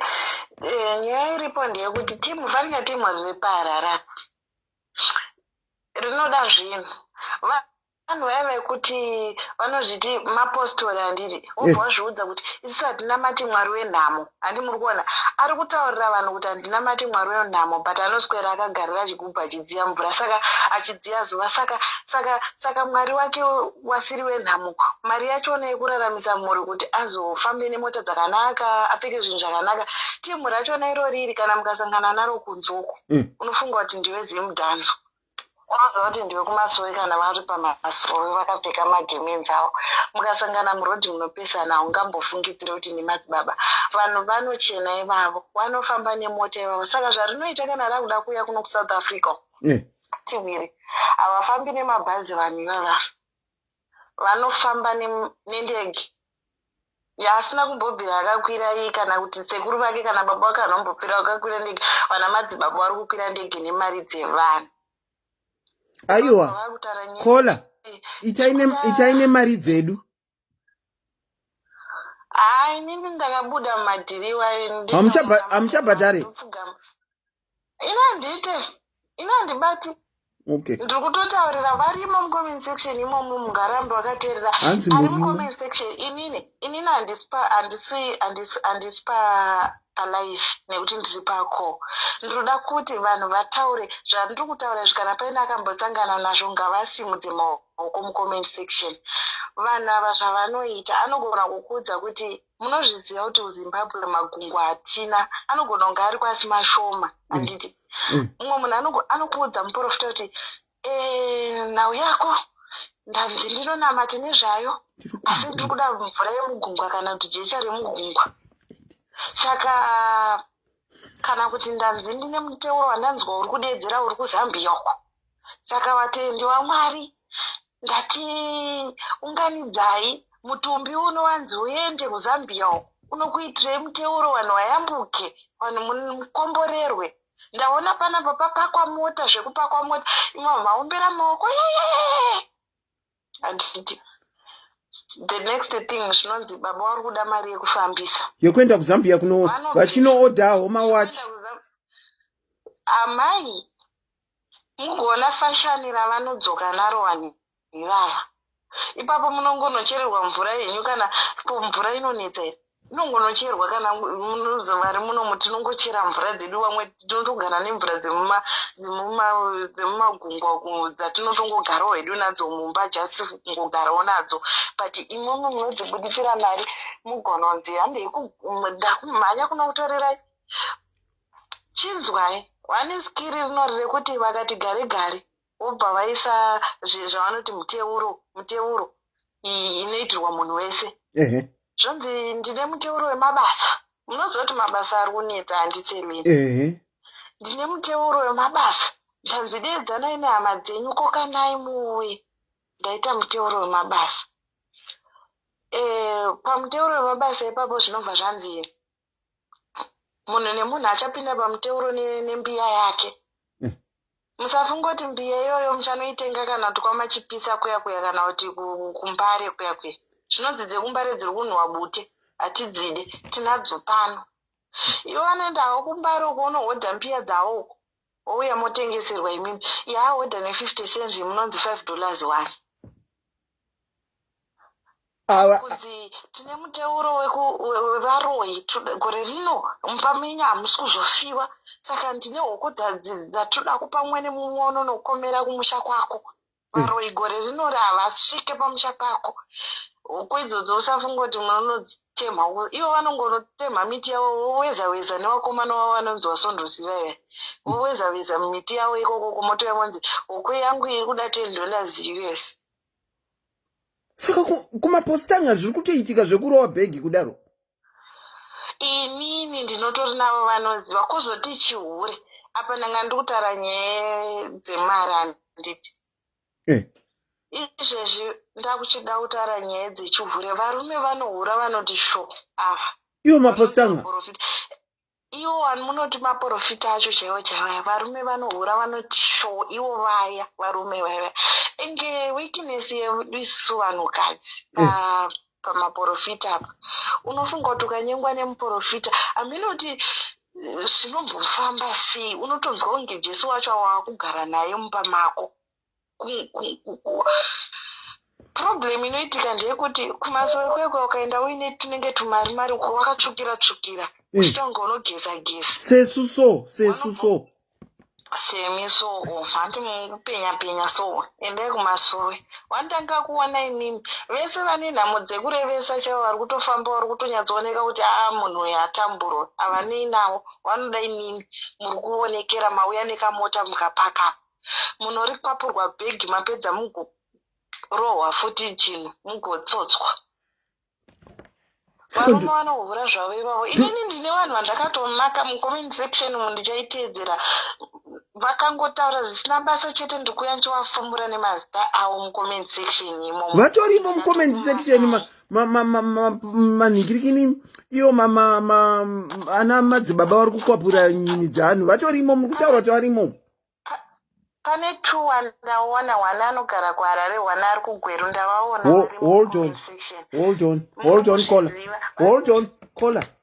on. Pa comment section apa taita 2. Wana anogara kuHarare wana anogara kupi? kuGweru. Wana anogara kuHarare wana anogara kuGweru. 2 vatinawo pakati pedu ipapo pa 600 wedu apa paita vaviri vanokwapura nhingirikini dzevanhu vanotora mari.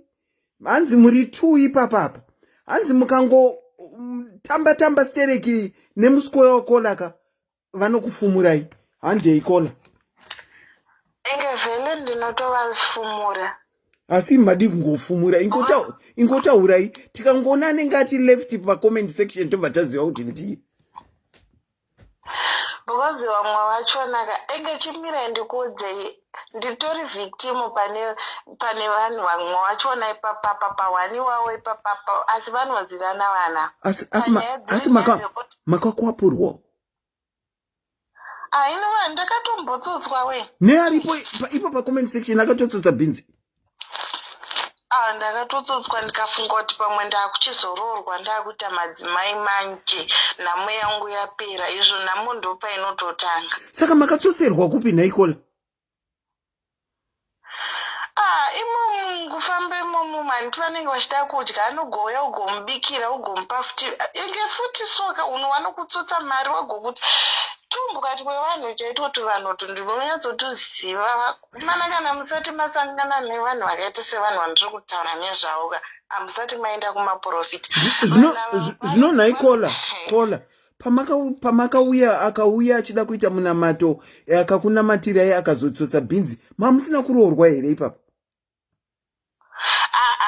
ndosaka ndati ndakatanga kunamata ndisati ndawanikwa tingangotiwo hangu handingati vese havo maprofiti ndozvaakaita but most of them because ndine mafriends angu ofutika inini akatsotswa futi famba munzira dzakangofanana nenyaya yetu vanhu tisingadi kushanda kuto saka munotsotswa asi hamutaurirane pachenyu mumwe nemumwe anenge achingozviziva kuti akatsotswa bhinzi uye achiziva kuti akatsotswa bhinzi uye achiziva kuti akatsotswa bhinzi handiti maona zvatani tiri kutaura kuti kusataura kwakashata nekuti mukutaura unongwadza vamwe vanhu kuti ndiri kuenda kwamadzimai serina vanotsotsa mabhosvo evanhu ndokuti vanhu vazivi zvino kana tisina kutaura zita remunhu zvokwadika vamwe vatoripo pacomment section ipapapaka vachatonotsotswawo nyinika sorry andiselina ndaona mamovement panze mamati wayo wazotsotsa no munoziva kuti kunoko kunotyisa alright are you okay yeah I'm just shaking ndaona nepaketen rail kunge pane munhu ari kufamba panze anyways tomboramba tichitauraka magetsi enyu ari on here muna ani mumba no pane ndine munhu wandinaye zvangu but akararawo ku the other bedroom but it's okay kana pakangoita anything ndinongopressa alarm pane alarm hapo but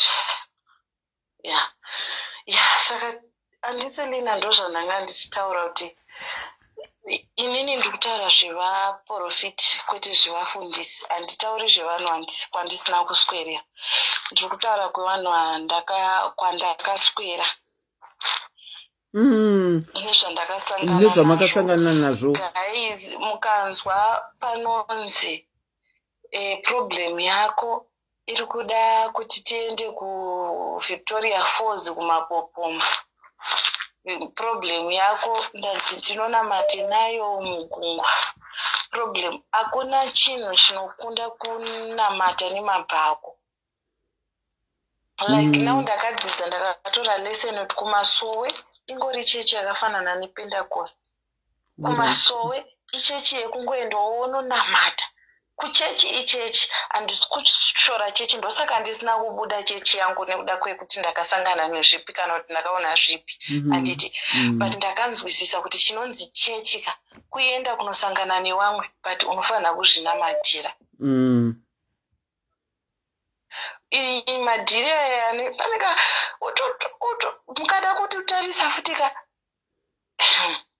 zvakaoma hazvo vanawa kawa mahure ndatenda hangu mahuraldo mahure enge vanohura neswiti tang iko kuprofita enge vanhu vechikadzi tinobva tanyatsonyungudika tiumbooni kuti tinotoona sekuti jesu wacho auya ndiye vanda kutogara naye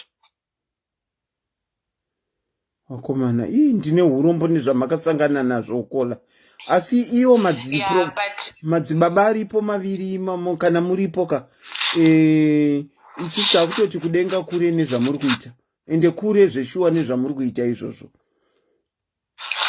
inini hangu uyo chinoitika chandoda kutaura ndechekuti sometimes vanava mahure nani ndiri kutaura kuti mahure but pamwe pachona vakadzi tinoendawo inini like uyu wandiri kutaura weko wandiri kutaura akanga asinawo mukadzi zvandiri kutaura kuti ndakanga ndatonyura murudo ndikati ndakuzoitawo mai ndinenge ndakunzi mai makange madanana here makange madanana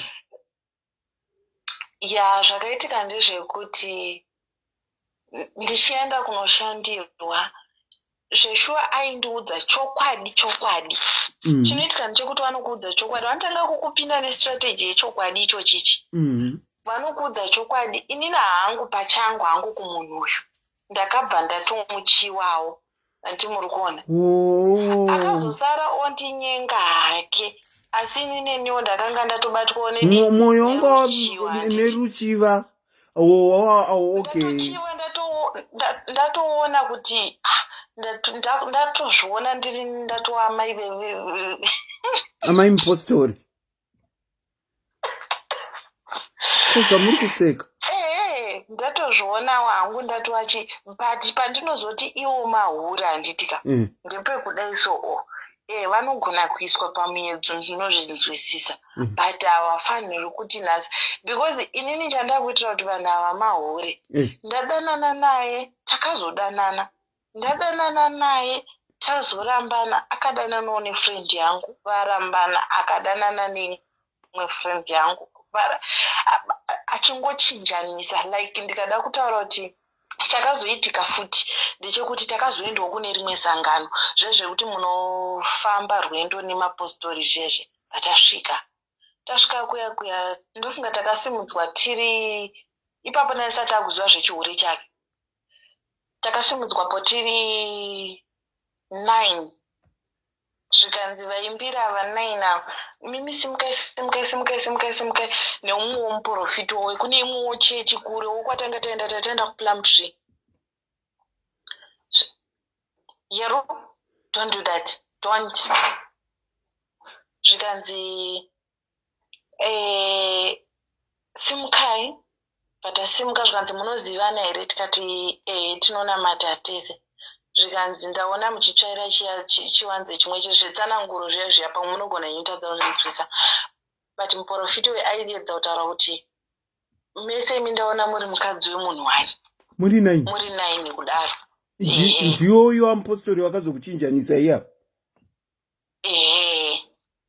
ndozvaaiedza kutaura kuti ndaona muri muchitsvaira pachiwanze chimwe chete kuratidza kuti muri aiwa maitotsvaira pachiwanze chimwe chete zveshuwa kutonyatsotsvaira chaiko exactly saka nhai kola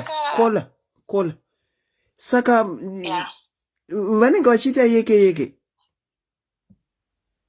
munoziva kuti kana ari munhu wako wauri kudanana naye uri murudo naye muchidanana unenge wakazvipira kuti anything because munhu wangu unenge usingazivi kuti munhu wedu asi shamwari yenyu yaakazodanana nayo yazviziva kuti akambodanana nemi ava vakazodanana nayo kumashure ava vaizviziva kubva atozoonawo atoitawo mai mupostori ipapo achingoitwa yeke futi imikani ndosaka tichiti pamwe pachona hatitozivi because chakazondiita vanhu ava vane utsinye vanoti chihure vagoti utsinye hatizivi kuti zvinhu zvavanoita zviri feafe here but chandoziva ndechekuti vane utsinye after ndadanana naye ndarwadziswa ndaona already tiri 9 kudaro ndakambozama kumuramba but I end up ndadzoka futi ndega kwaari kutomubhega manga marayira kazvino maigoda kuda kudi uze ukarayira oxtail so kuiregera kunonetsa kumboita manakiro iko tete nekuti takatosangana nevaitonakawo uku ko iye akanyaita munakiro zvino kamaidzoka kwaari after matsvaira 3-4 vatsvaira imi masiyana naye still makadzokera kuda kunotsvairwa futi panofanira kunge pane chaivepo kola kana kuti mheno zvavanoshandisa kuti mungobwaira muzungaire pfungwa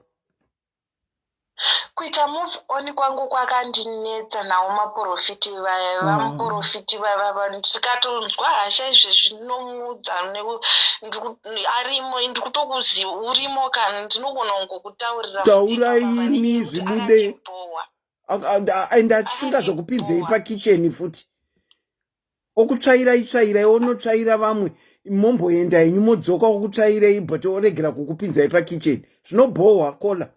I get you, zvinobhohwa.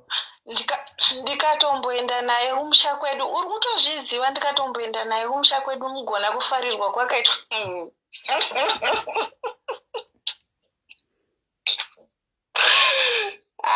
vanhu vamatuzvichaive mbwa dzevanhu. Anyway, kola maita basa masheya, asi ndine urombo nekunzwa nyaya yenyu kuti makatenge matowira muzivo kuti even makazoziva kuti akatsvaira vamwe mamboenda mukadzoka mukamuda futi akazokurasisai vamuprofita mukwai murimo mucomment section. Zvinhu zvakashata. Next time tikaita program mambonyarwa nhasi, asi next time tikaita program mukapusa zita rinongobuda, nekuti muri pano izvozvizvi. Kola, thank you so much for your contribution. Ndine hurombo nekunzwa kuti amupostori vakakurasisai after vamboningirikira. Asi nhaiwe, kuchipostori vanotsinhira kakuti vanhu munofanirwa kutanga maonana musati matsvairana. Chinzwai zvinoitika ndezvekuti kumasowe vanotaura kuti hamufaniri kubatana kana uine musikana wawachiwa pamasowe haumuendere wega direct kuti ndakuda. Zvine vakuru vanenge varimo, vechikuru vanenge varimo, ndo waunoudza kana uri mukomana zvezve kuna nababa vakuru handiti ndo waunonoudza nyaya yako. Vana baba vakuru vanotora nyaya vonosvitsa kuna namai vakuru, handimori kuona vanonzi vana mai mudhama. Mai mudhama kunoti vadare ndo vanenge vari vana baba vadare. Saka mukomana anoenda kune vadare unoudza nyaya yake kuvadare. Vadare votakura nyaya yemukomana voenda nayo kuna namai mudhama. Kana mai mudhama ndo vanozvisvitsa kumwana womusikana wemusangano kuti madzibaba nhingi vati vari kukufarirai. Musikana mhinduro yake inodzoka zvekuna mai mudhama voenda fusaudza vana baba vodzosera. Ndo mitemo yacho chaiyo yavanofanira kunge vachitevedza but havaiteedzi. Saka imimi mitemo iyoyo hamuna kuteedza. Uyu akangouyawo direct kwandiri egawo izvo zvekunzi madzimai muzondiona musati mabva pano. Umboshandira vamwe vese ava voende wozosara uri hwani wega wega musangano mumasowe waakushandirwa manje. Pamunozoshandirwa manje ipapa. Muchishandirwa kwese. Ina yangu haina kushandirirwa mumasowe neunandi neimba yangu but normally ndokwadzinotangira nyaya idzodzo kungonzi muzondiona. Saka unoita vaprofita ava manje izvezvizvi munenge muri 9 kudaro muri kunyengwa nemunhu wani. Pamunonzi mafamba rwendo paya kuenda kune mamwe masangano vanosvika vobva vadeedzana vaprofiti ikoko newekwenyu vamauya navavo pamwe mafamba rwendo kuenda samwe otaura kuti shamwari ndine zvipande zvangu zviri panapa zvakadai akutotanga kureurura. Iyewo ikoko but akana newo shamwari kana pamweya ukaona nyaya dzakadai zvishiri zvangu izvi usazozvibhururudzi. Handimuoni vanovharirana. Inini chandinotaura kuti vanovharirana ka ndine imwe friend yangu kwete uyu wekuzonyengwa bo. Ndine imwe friend yangu akadanana neumwe muprofiti. Handichatauri kuti ndeyekupi because ndinopandazika mwanzi ndini. Asi naikola kwese zvese muri ngoti munobva mazikana kunzi ndimi zvese pasina kana wamuri kumboti ng'ono kuti tizivewo kuti ndiani. Andiselina vanava wani vanotyisa hatinyatsozivi kuti zvinhu zvavo zvakamira sei. Kune yavanoti dhaifero, ukaona vakuitira munamato wekumadokero wavanotaura kuti dhaifero, unogona kutopenga kana kutoita something. Inini I can witness that because ndakambozviona, saka ndinotya. Mati unonzi munamato wechi? Wedhaifero. Imi vanhu vari mucomment section munachenjera zvamuri kukomenda, mukaitirwa munamato wedhaifero wekuitirwa kumadokera munopenga hameno zvenyu. Inini ndinozviwitinisa, saka ndinotya kuti hauzozivi. Handisi kuda kuti vandizive. Because ndikazikamwa ndiri pamahwani, they know me in and out. Saka zviri easy kuti vandiitire zvimunamato zvavo vachidedzera nemazita angu kana nemitupo kana nechinhu. Kana ndichida kutaura vanenge vachidedzera nemitupo paminamato.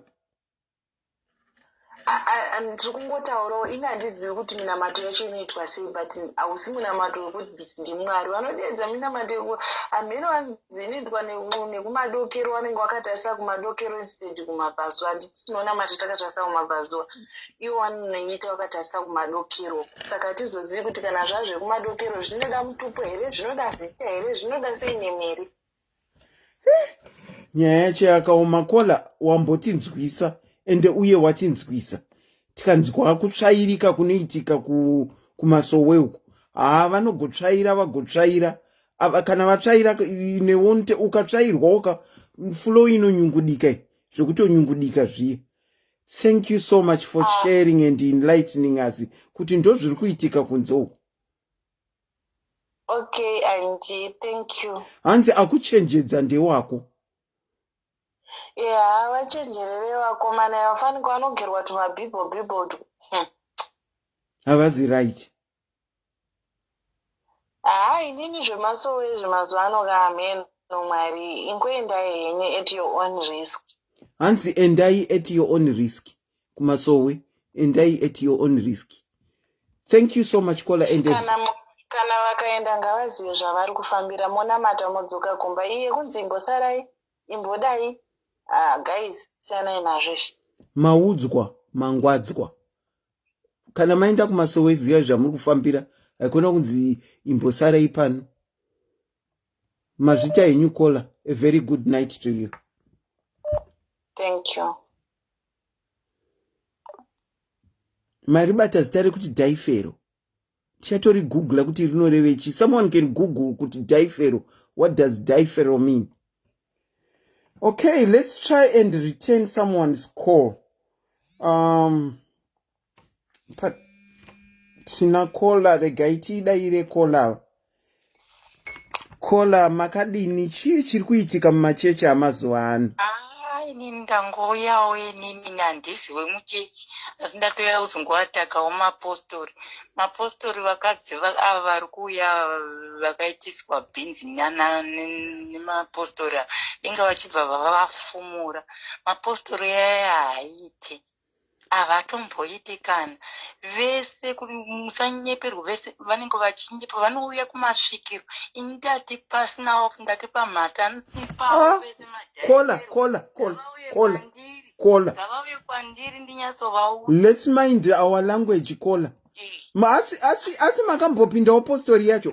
Ina ndakatovamakawo mapostori because zvavanoita zvina hunhu. Ini ndakatovamaka ndiri wechivanhu. Asi zvinoitwa nemapostori saka zvamuri vechivanhu munombowana iwo mapostori achiuya kuzotsvaga mapowers here kuchivanhu. Vanotouya kutozotsvaga mapowers kumasvikiro. Ndosaka ndichitaura kuti musanyeperwe nevanhu ava, musanyeperwe. Dhaifero mukangoenda kana kuanybody anokuchajai, ngaive n'anga, ngaive mupostori, ngaive whatever spiritual connection yainayo, mukanzwa achitaura kuti pari kudiwa mari, that's a lie. Musaitiswe vanhu mimi, the sooner you wake up the better. Mapenga. Aiwa mapostori ndo vari kubata vana vadiki, vanobata unoona kuti pane kamwana kandakaona kane 9 years kubhinga. Kanga kane mimba, and that's shocking. Zvakangooma shuwa. Aiwa, ndofunga vari kuzvinzwa makola kupenga kwenyu kwamaita mati muri vechivanhu vanotouya vachitsvaga mapawazi kwamuri. Vanotouya kwatiri, musanyeberwe nemapostori aya. Vanotaura kuti mvura, hakuna mvura yemugugwa inorapa munhu. Vanonyeberei kudero? Mvura inorapa imvura yemubako. Womubako. Kwamuri vachikunyeberei kuti mvura yemugungwa rakamborapa kupi munhu. Okay, tatodzidza zvimwe zvinhu. Aiwa, musanyeberwa kunouya mvura inobva mumakungwa. Kuna mvura yemugungwa inorapa munhu. Mvura inorapa munhu mvura inobva mubako. hanzi mvura yemubako ndo inorapa. Saka wakanoti wada mvura yemugungwa. Hameno zvamunenge muchirapana Hameno zvamunenge muchitiswa nemapostori. I don't buy them. Honestly, I don't buy mapostori. Chero zvinonzi vanoonesana ndezvekunyepa. It's some kind of satanic cloud. Uraiti. Ndezvechisatani zvese mukaona daifero if you try and google that name and then munorigoogle kuti what does that mean. Pane mumwe anenge achikorekta hanzi pane mumwe achikorekta ndofunga daifero chishona hanzi inonzi die farewell. Yes, it's satanic. Zvakangooma Kola. Thank you so much for sharing that with us. All right. Tatenda. Okay, thank you. Wow, hatisi kuti mapostori yese akashata. Kana zvikanzi vana vasikana, the girl child. We are not talking about one girl child. We are talking about we are not talking about all girl children. Hatina kuti ese akashata. Anditi. Asi kana apple 1 ratoiswa munhingirikini mubasket rinoodza mamwe ma-apples ndo zvinonetsa izvozvo. Ndinokuchingamidzai pachirongwa makadini anti vangu.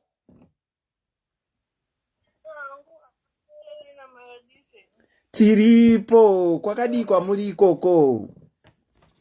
Aiwa kuringanako. Alright, tiri kutaura kuti chii chiri kuitika mumachechi anhasi. Ya, ndonyaya ndibata iyoyo. Taurai tinzwe. Ini ndine dzangu nyaya totinga mbiri. Ndiri mudiki when I was 7 years. Ame wangu vakarwara stereki.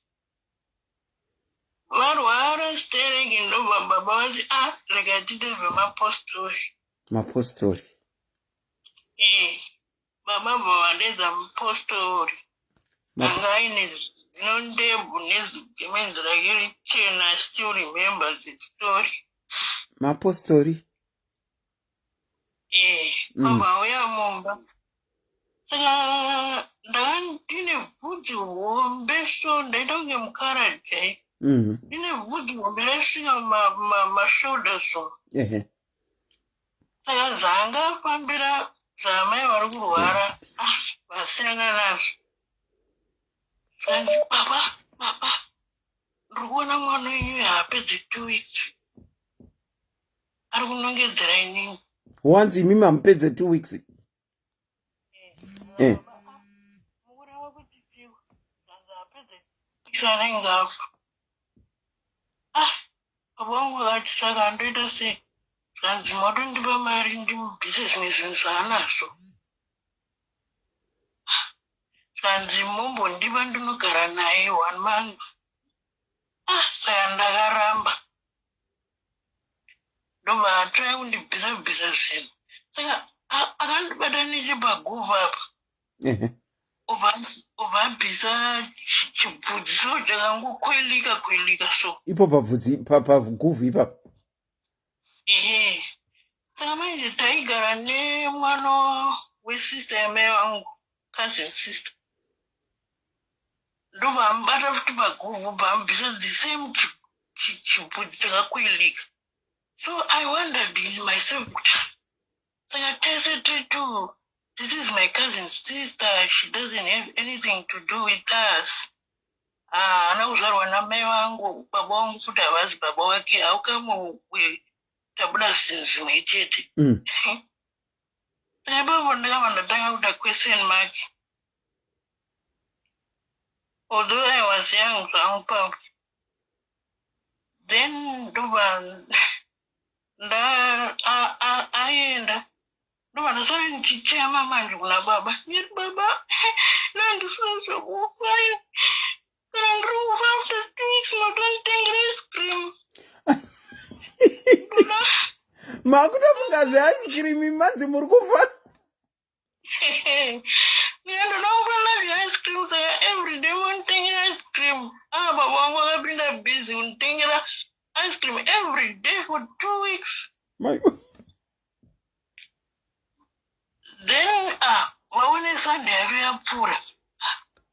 Monday ndafuma ndiri mupenyu. Kusvika nhasi Muri mupenyu. Vakangotanga zvakadaro andiserina ndakatanga kuzvidhauta zvisingaiti. Saka the other story ndeyekuti handindakakudzai marwariro andakaita. Ndinomaziva anti. Ndinomaziva. Ndikaitwa ndaiswa yellow brace, ndakaita paralyzed maoko, makumbo, everything. Saka because ndine mwana anorwara. Madhayaris ari kutotaura kuti makadii anti nemwana.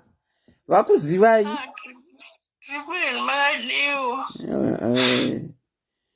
Saka ndobva saka I worked so hard kuphysio kuti ndipore because ndaingofunga mwana wangu kuti mwana wangu anorerwa nani, mwana wangu I have to be strong, I have to walk again, I have to start doing this and that so that I can look after my child.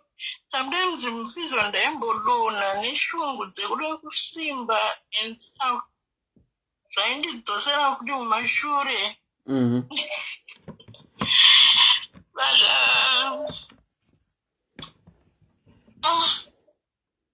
Ndazopora manje mwana wangu auya kunoko.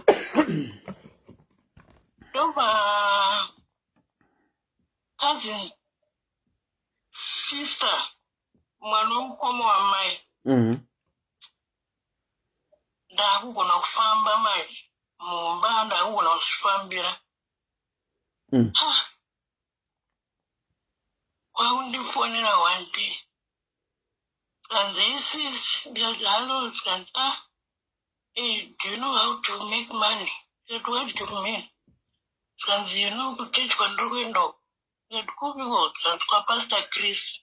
I said, Pastor Chris, I can't drive because I don't want to drive. And I said, ndikati kuzambita sei saka doti unoita mari andiwo wakufamba sanzi ucha yako chinayo ndikati sanzi zachaita ya iwe unogara pawheelchair ndokuisa mumotokari ndakuisa mumotokari ndosvika kuchechi ndobva ndaenda kumberi ndasvika kumberi uko pasi wobva waiva kunamatira wokuti sumuka ufambe wobva wasumuka ufamba. Handiserina ndakarwa nehanhu. Saka zvinotoitika here zvamuri kutaura inini ndinongonzwa iri nyaya. I've never come across anyone who can really confirm it. This is a true story.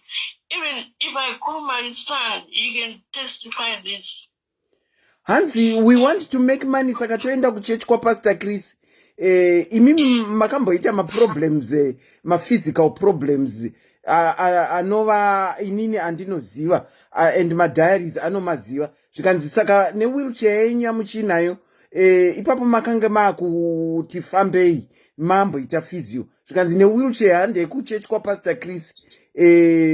Mononamatirwa kumberi kana manamatirwa modi sonzi pano ndizo Bate makumbo chichichi. Oba kuti sunga ifambe nemstara Jesu sunga ufambe mama sunga mama dana. Brother, ndakamudza kuti iwe even dai ndichida mari zvakaita seka. I don't think I would do this to go on a pulpit and lie to the whole people. Kuti ndabatwa napastor kuti ndakasunga ndifare. Ndikasunga ndifambe. Because you don't know.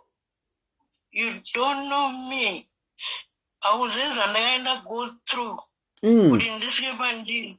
What if I say yes and then end up changing more and then God says, okay, that's what you think. You think you are clever. Then we will show you. Kuti ukazisunga ufambe wobwongo namatira pachapa udzokere bheki zvongoita. Unamatira pachapa rege anzisunga ufambe wotadza kusunga uchifamba. Ndo anaenda kuti paralyzed and selling. Wow. Because I couldn't think of it, the logic of it. Kuti ndinonyebera vanhu vakazara muchechi kuti ndanzisunga ufambe ndosumuka. What if God punishes me for that? Kuti ndakatombokubatsira kuti ufambe nawo wakunondinyatsa pamberi pevanhu. Wow. You know it's... Ndakamuudza kuti God will help with your money, right? Saka makanga maudzwa kunzi muri kupiwa mari iko ipapa? Haana kutaura kuti ndopiwa mari because akatoona I became very, very angry.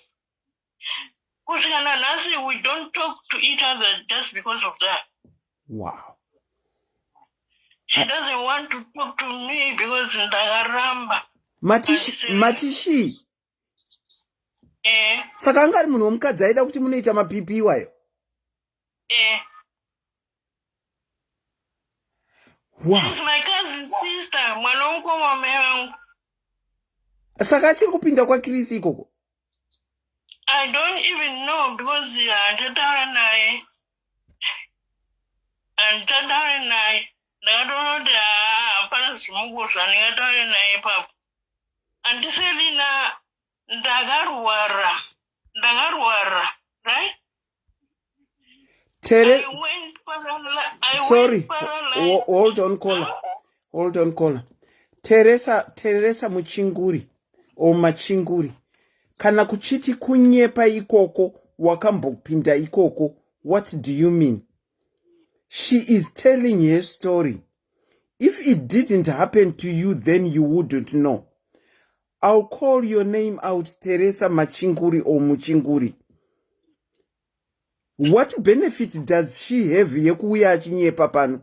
Zvemapipi ekufamba inini I've always heard, but I've never come across munhu wandinoziva anoti akazviitirwa. Saka if it's a lie to you, to her it's her truth. Thank you. Caller, you can go on. Yeah, and then I wouldn't come to tell you lies. I don't tell lies here. It's your truth. I don't.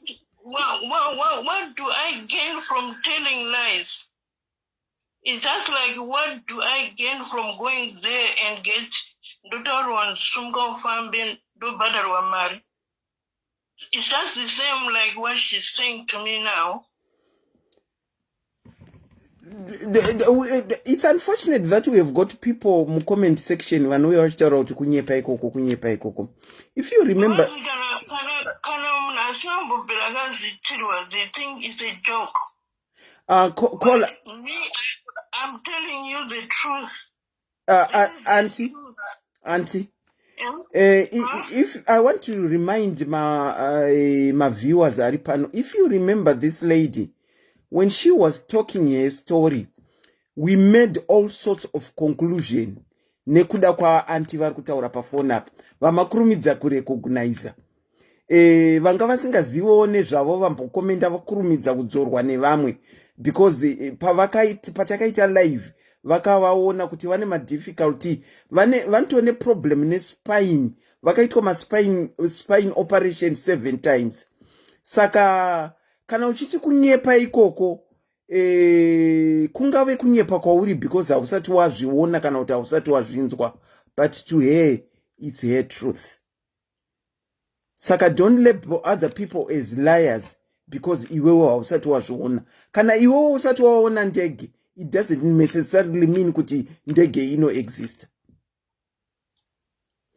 Kupinda for 7 years doesn't matter. Teresa Machingura, sorry, hold on. Ndakapinda that church for 7 years. No mwana, but the church. What do you mean, no mwana? I can't see her comment anymore, unfortunately. Sorry, you can go on.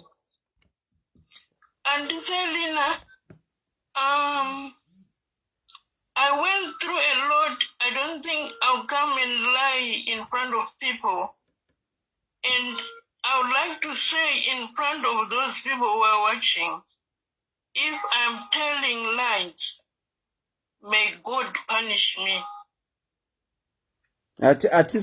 Atizodi kusvika ipapo. No. Yeah, because I'm telling what happened to me. It's your truth. I know. It's your Yes. truth. Yeah. It's your truth. Saka cousin sister wenyu akazongo disappear after maramba kuti hamudi kuita izvozvo. Akatoona kuti apa hapana dhiri. Because ndakaramba. Because ndaona kuti even kuda mari dzakaita seizvo kunonyepera vanhu. Mwariyo vanogona kuita zvavanogona kuita musi wacho. Kuti okay, wakudza mari waenda kunonyepera vanhu. Pamwe wobva wadonha ipapo hauchagona futi kumuka. I know. Wozosita sei? I know. Makaita basa mukaramba, you refused to partake of manyepe iwayo. Makatoita basa mukaramba. Thank you so much for sharing your story, caller. Okay, sorry. All right, take a mumorese mukomana. Okay. All right, thank you so much. Good night. Good night. Good Bye. night.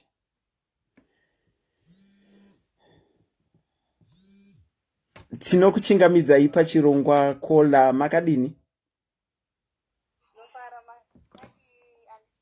Tiri nani? Chii chiri kuitika kumachechi uku?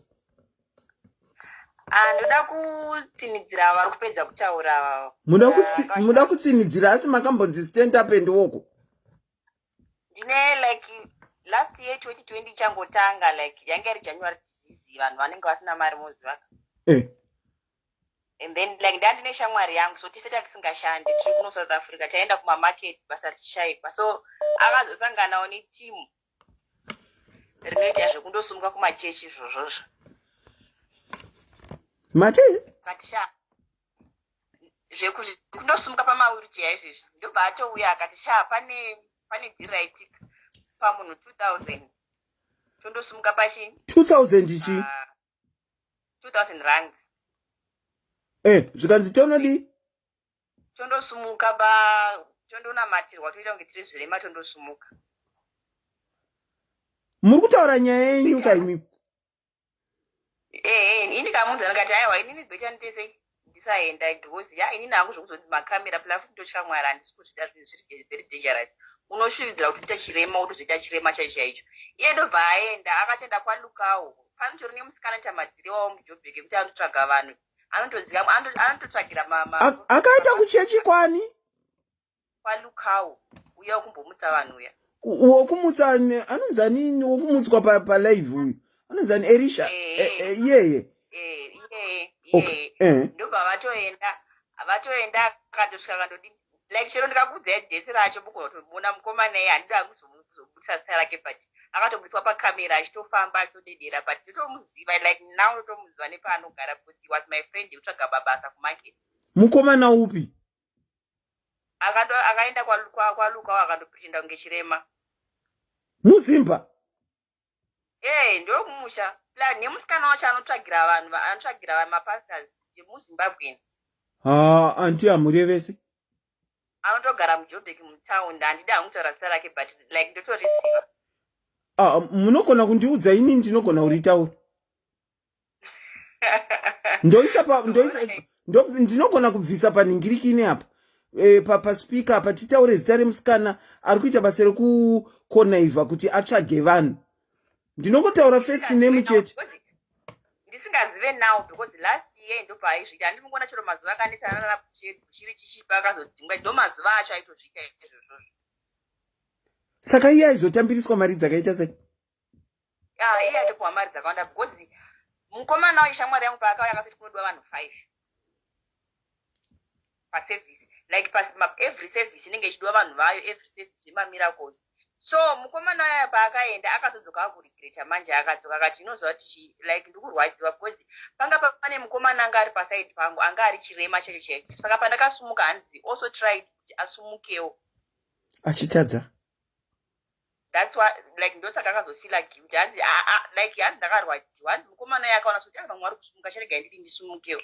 Hanzi akaramba achinamata achiti ko why me, hanzi zvakazondirwadza izvozvo. Hanzi after service zvikanzi bhai pano because vanhu vayo vanenge vaida kuzobvunza kuti unogara kupi, vaida kuziva life yako. Saka hanzi after pavangosumuka motorwa nemota motopiwa mari dzavo zvokedai kunzvimbo dzenyu mukangotaura kufa.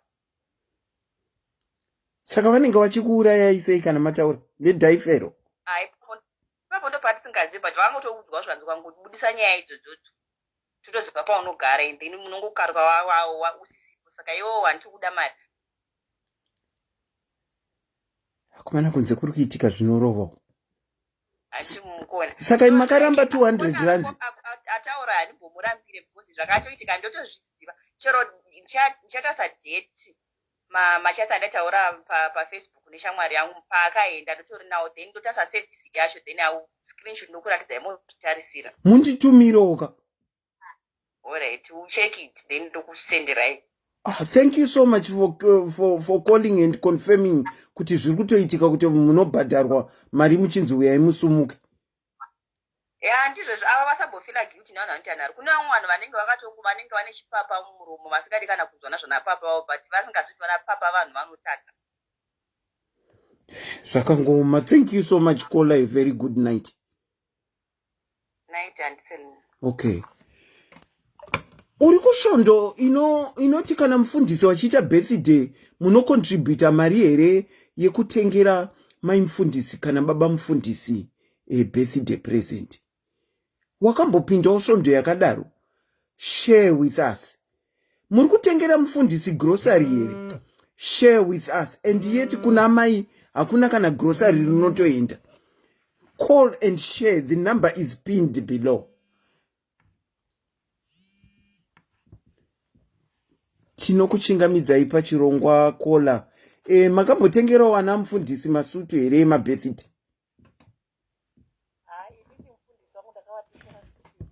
But avanga vasina kukumbira kana kuita sei havakumbire. Sorry, mati mufundisi makavatengere chi? Ndakavatengera sutu.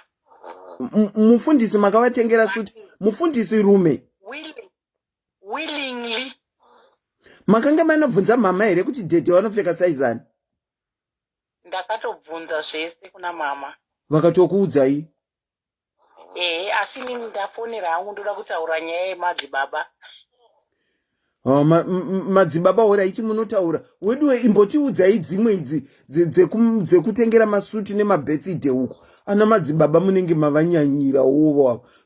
Taura henyu yamadzibaba. Inini zvandakasangana nazvo kuna madzibaba handiti. Iyo nyaya yekuda kugadzirisa dzimba zvakaoma. Taura itinzwe. Unongobvunzawo vamwe mumagurupu vedu ndaita dambudziko ndaita so wopiwa nhamba yevanoshandira vanoshandira pafoni. Musanyeberwa kuti hanzi pane munhu anoshandira pafoni paya. Vanhu tapera kudyirwa mari, tapera. Saka yekushandirwa pafoni makabhadhara? Inzwai munzwe. Unomufonera wokupa appointment yekuti ndiri busy right now ndakawandirwa nengori kuPretoria kana Joburg. Woona kuti pamwe mari transport yacho kuti uende kokwende pamwe unenge zvapedza kudaro wonzi handitaura nemi nguva dzakati mundifo iyoyo totsvagana netime kuda wanzi na6 ichiti ngende wofona woprofitwa uchiudzwa life yako obvious hakuna kusina mhepo unotoudzwa kuti ndaona mhepo dzekumusha kwenyu ndo dziri kuzokutadzisai kuti zvinhu zvifambe kana kuti pabasa muvengwe kana kuti zvizodai dzimba dzisafamba zvakanaka iwo obvious kazhinji kacho zvobva zvaita masanga-sanga kuti ndo zviri kutoitikawo pai mulife yako honzi mwana akarara zvakanaka here kona ane flu shame right ndandangoita consent ndomugadzirisa sei ndo zvaatori that's okay musiye hanya akadaro musiye yakadaro andambomuchinja saka ndobva zadziko madzimai kamuda kuti tikuitirei minyamato yenyu nditumirei 600 rands mukanditumira 600 rands ndotenga miteuro yacho ndoishandisa mozva kuti kupusa zvakunotiita unotumira 600 rands pamwe vana kumba vatorina mari school fees watumira 600 rands unotozoudzwa mangwana acho kuti ndatoita munamato wenyu zvinhu zvenyu zvichatofamba hapana kana chawapiwa kana ndezvepaponika izvi zvatopera ina handizivi kuti ndakajirwa mari nkani handiserina ndobva ndazopiwa nhamba nemumwe handonenge uchingoramba uchitiraya ndakazopiwa muri kundinzwa zvakanaka ndiri kukunzwai patiri kuita kunge iri kuchekera hebiti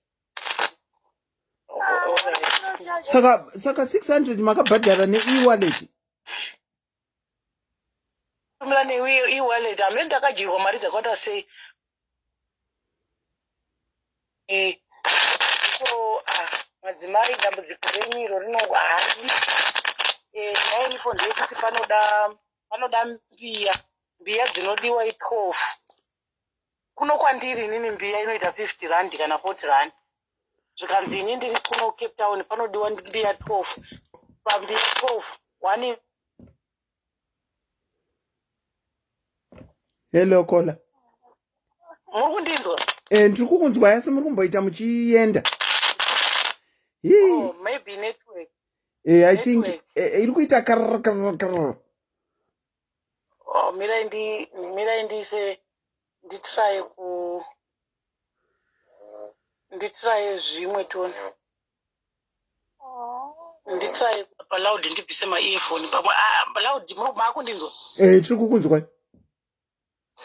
ndobva ndanzi panodiwa mbiya 12 pambiya 12 pane mafuta mamwe ari kudiwa yataurwa mari yacho yakarenja nearly 2000 rands hanzi mafuta ndei hanzi ndichatenga mbiya idzodzo ndozvisati mafuta ndonyora zita renyu ndoita sei ndozozvipfungaidza ndobva ndabvunza ndikati komadzibaba ndiri kukumbirawo kubvunza ndikati munamato wacho ndimi muri kuushandisa here ikoko koini wacho kunoku ndobva zvanzi ndiri kukuitirai munamato wacho ikoko nokuti imwe hamukwanise kuuya kwandiri kunoku ndobva ndati ko hazviite here kuti kunoku mbiya zvadzakachipa ndichitenga mbiya kunoku ndodziisa pabhazi dzoita sei dzouya ikoko ndanda kutotiretenewa ndikanyorerwa pasi kunzi nyorai pasi kusvika musi wakati mwana wenyu yeye wamunaye achafa imi mukatadza kuita munamato yeye muchafirwa nemwana mune nharo stereki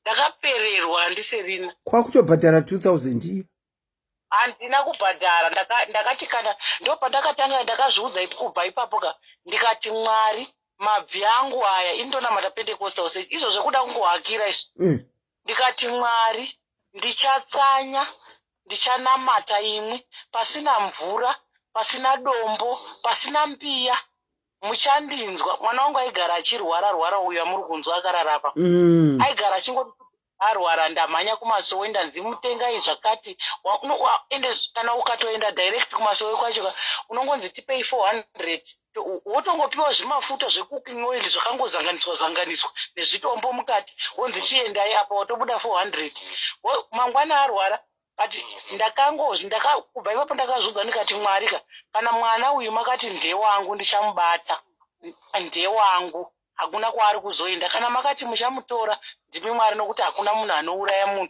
Nokuti muprofita yanga akutondithreatena kuti muri kuomera ne2000 paupenyu hwemwana neupenyu hwenyu, mune mazimhepo ari pamunhu anoda kubviswa. Makutotukwa imimi.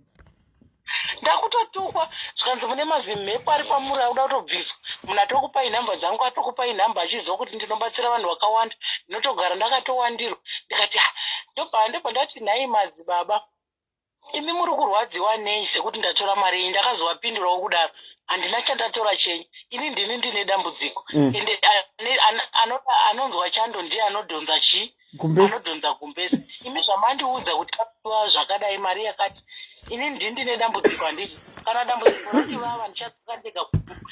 There's no need yekuti mundithreatene kuti uchafa kana kuti uchadai. Anouraya munhu ndiMwari. Ndakaudza ndikati anouraya munhu ndiMwari. Hakuna munhu anouraya munhu kunze kwaMwari. Ende ndakanamata ndikati Mwari regai ndisiye zvenyika, ndezvenyika izvi. Vanhu vakutsvaga mari. Vanhu vazhinji vemachechi hakuchina kunamata, hakuchina. Vazhinji kana tichienda kuchechi ngatiendei tinonamata Mwari, kwete kuenda kunotsvaga kuprofitwa kana kunotsvaga kushandirwa kana kuita sei. Nokuti uchingonoti pfugame pamuprofita wakutoudzwa kuti mari, uchinopfugama pachechi wakunoudzwa kuti mari. Hapana paunomboenda pakanzi. Saka zvakutonetsa. Asi nhaikola, kuchechi kwenyu kwamakambotengera pastor sutu kwaitwa zveve kuti mari futi? Aiwa, kuchechi kwekuti wega, handi munofanira kuziva kuti munhu wega, bhaibheri rinoti unofanira kubvisa taiti kana wega pachako. Ina hangu ndine nguva, handibvisa, handidi kunyepa kuti nditi ndinobvisa. Okay. Kunyepera Mwari handidi kunyepa. Asi enda hazvisi zviya zvokunzi it's must kuti munhu nemunhu ngatobvisa taiti yake zvakadai. Ivavo ndiye apostle, ndova bigger even right now. Vanoparidza shoko raMwari, havaparidzi mari zvinoita vandounzwa vamwe vanhu. Asi vanhu tega, isusu tega tisu tinozozvifungirawo kuti munhu yarongoswera achitiparidzira achidai, tinofanira kumbomuitirawo something. Okay. Ini ndakangoti ndanga ndiri kuno kuSouth Africa nditi ndobva vangonyora mugurupu ratiri kuti vane muchato musi wakati. Vanhu pavangotanga kupleja pasina kunzi naningi ita kana kuti chii, inobva ndangotiwo ini ndichatenga sutu yamuchapfeka pachi. Asi nhaikola, baba variko here kumba kwenyu? Baba variko? Baba vangu variko. Aiyo, baba vekuberekesa? Ndo ndikutaura kuti variko. Murume wenyu ariko? Aiko, zvino akaenda. Aiwa, ipapo pacho pamaipinda svondo anga aripo here? Taitonamata tese. Maitonamata tese? Makambopindawo musitoro mukatengera murume sutu? Hembe dzese dzaitopfeka ndini ndaitotenga. Ini ndoita zvokutengesa hembe, kutonohodha kuJoburg nditengesa. Every time pandaitoenda kuJoburg ndaitomeka sure kuti ndamuigira quality yehembe yandinofarira ini kuti ndisanyara kufamba naye muroad. Aiwa, tinozvikudza kana zvakadaro. Ndanga ndichingobvunzawo. Ndaitozviita izvo zvokuti vanhu vazhinji vaitondiudza kuti wakapusa, but inini ndo zvanditori. Alright. Kana baba venyu makatombovatengera havo sutu? Kwete kawanda. Kakawanda? Aiwa, ndinozvikudza kana makadaro. Kungobvunzawo. Tati tienzanise tinzwe. Kungobvunzawo. Nokuti vanhu vazhinji kazhinji kacho tinokoshesa kufadza vamwe vanhu vabereki vachitambura. Ndizvozvo. Ndozvatiri kutoona zvichitoitika. Ndine munhu wandinozivawo kuti taiti tichipinda kuchechi. Inzwai, ndati taiti tichienda kuchechi. Ungangonzi futi sutu yamufundisi. Vanomhanya, ukangonzi chakati chamufundisi vanomhanya. And yet my parents avo kuZimbabwe. It was a sorry state. It was a sorry state. Zvinowanikwa kakawanda izvozvo, zvinotowanika. Hapana chakashata kupa mufundisi kana kubvisira mufundisi. Asi chitanga wazvibvunza kuti vako chaivo baba namai wakambowacelebrate birthday here ukavatengera, mai vako wakambowatengera outfit here. Ndozvandiri kuti what is wrong with churches today yekuti unokoshesa mai mufundisi and yet mai vako kukanzi kune muchato chaiko wauri kunopinda same muchato nawo unoti zvamakapfeka zvamusikona kuti hazviite asi wakanotengera mai mufundisi haunambovatengera aiwa kana muchitengerana baba vekubereka nevekuberekesa tinozvikudza.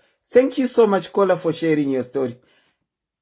Okay, I hope mwana anoita get well soon. Abatwa neflu yapairi very strong nenzi rangu ina musonzwa kuti harisunyatsobuda zvakanaka ndindatomupomera. Asikana imboita muchimurabhawo to vix to chest pachest apa nepasi pemakumba. Ndatombo nemushonga ndamupa. Mamupa.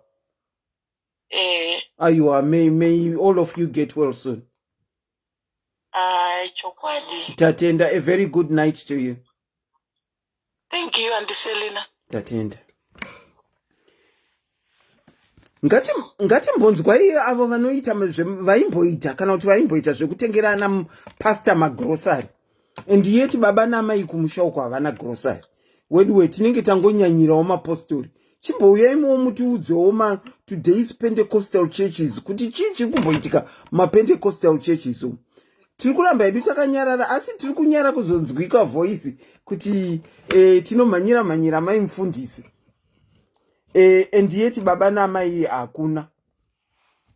Ini ndiri mumwe waitombomhanyira mafundisi asi ndakakurumidza kuti dzorekei nekuzvibvunza. Hello madzoka yevo ndadzoka asi paipa handana mbotaura nyaya yemauchera so ndinotaura nyaya yena mafundisi taura henyu. Ndakambozangu chimwe chiteshi chichangotangawo zvangu like last year ipapa chiteshi changa changotangawo and then ndobva ndaendawo ndachione ndakatora bhora ndaendawo kuchechi ndinamatewo zvakanaka ndakusvika kuchechi kuya wanikei apostle wacho vari single fire mukundinzwa mati apostle vanga vari single mukuru wechechi anga ari single that's okay vanga vane calling yavo apostle vari single kudaro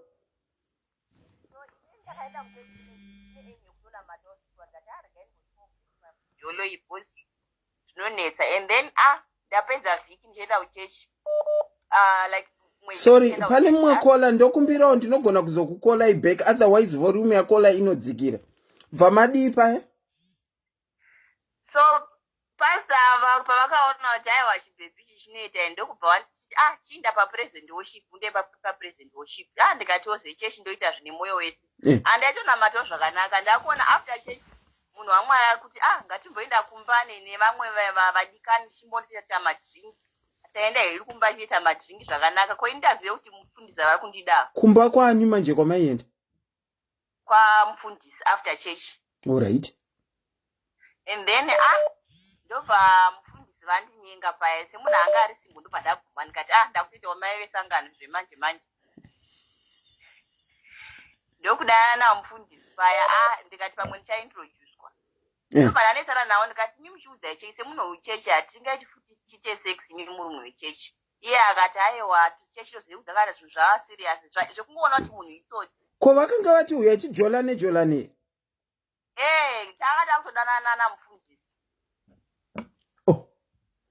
ndatovari kana ndatoenda kumba ndechitozviona paglazi amai mufundisi paya ndikati I can't wait. So iri chechi yacho iri kupiko iyo iri mupretoria kunonzi kuoliven ichechi yemazimba but mandevele. Okay, taura henyu hamudi kutiudzawo kuti inonzi chii chechi yacho vanotozviziva ngaindingonyarara because zvakazopera zvazvo handida hangu kublackmaila vanhu asi zvakazopera hazvo matombojolwaka haiwa ndakatojola saka ndaizopa pressure mani kuti iwo chiudza usangano zvokuti this is my mufundisi to be munhu haasi kuda so kuda kune umwe wepresident worship aendawo because inini ndaitoenda usiku kumba kwamufundisi taura chokwadi handikunyeba like vaitonifonera uya undione then tondoita sex ndodzokera kumba abho vamufundisi vaiti uya undione then monoita chi tondorara tondorara tesa handidai kuziva kuti kundokuroora after 2 months saka there is no need yekuti tibhodile kana uri munhu udoka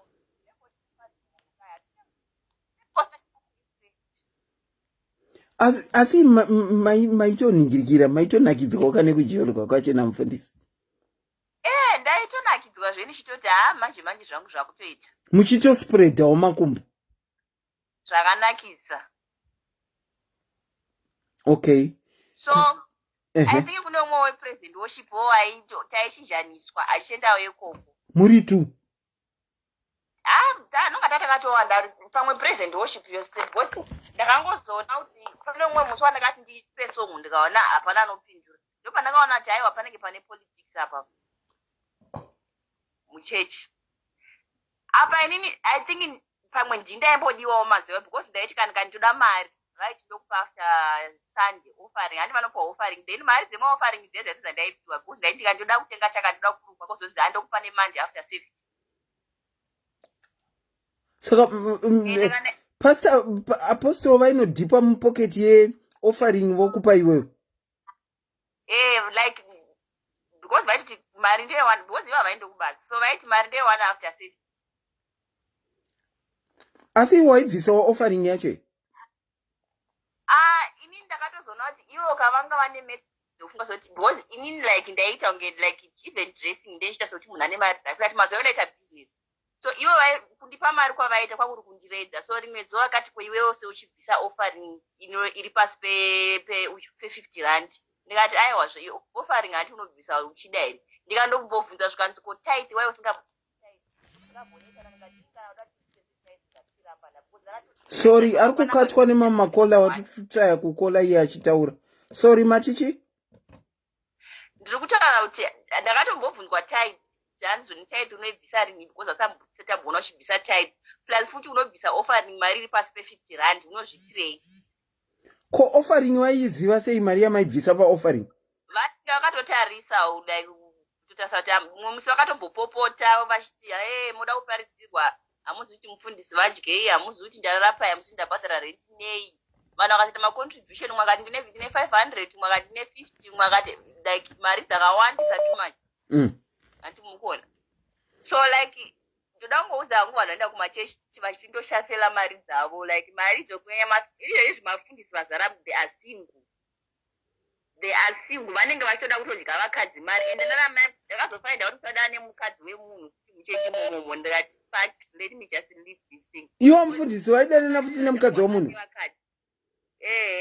ada like ndakazobata foni yake ndokuona message vachitonyaya murume vachitotaura nezvakatowanda and then akabva tondikumbira ndikumbira usataura nyaya ichi ndikati inini like ndakatobva ndatobuda muchechi macho ndikati saenda nazo inga saka nhaikola makatora nguva yakadii muchijolana musati mabuda muchechi taita nonga 5 months handipainzi izviite secret kuti ati mhepo dzisasumuka tichambonamata nezvazvo kuti tizozvibudisa kana mwari atitendera unenge uchingoteverera zvezvese asi maitonakidzwa ndaitonakidzwa zvangu inyaya yekuti ivo vaingooneka dora ndoshaa kuti ndandamboshingirei chaizvo mati vaive nenchi vaiva nekadora kakemwana chaiko chaiko inyaya yekuti unenge kana wada munhu chero ane kadora unenge uchikuti ndokuzozvionera mberi kokoko ndikangoti aregai ndingoshingirira vana vanhu vati baba vandofamba vachiradza urema hwavo pese pese then ndikazowira nemusikana wavarara naye ndikataura the same thing akati naiwe saka tichinjaniswa saka maitwa iri yeke napasta ini ndakatoitwa yeka handiunyedwa saka vachiriko here pasta vanoti vakonekta sangano ravo ezvizvizvi kola ndakubvisai palaudi mukandiudza ndinogona kutaura ndirini svondo yacho ndakubvisai palaudi kuti ndiri ngoda chechi yacho kuti inonzi chii chete aiwa kakola zvemeseji ini foni iyi handiverenge mameseji ende muzondisendera meseji ndabva palive inonzi chii aiwa ndakubvisai palive iko zvino Alright, mirai ndibude panapa. Hold on makola, hold on. Unonzwa zita rechechi. Zvanzi chechi iri kuPretoria, mirai makadaro. hold fire. Ndiri kuuya nesitari chechi. Ndabuda. Kana muri kutoona imwe live iri papapa. Ndabuda handisisiri palive rega nditoenda kukicheni chaiko kamufambo handiri kufamba.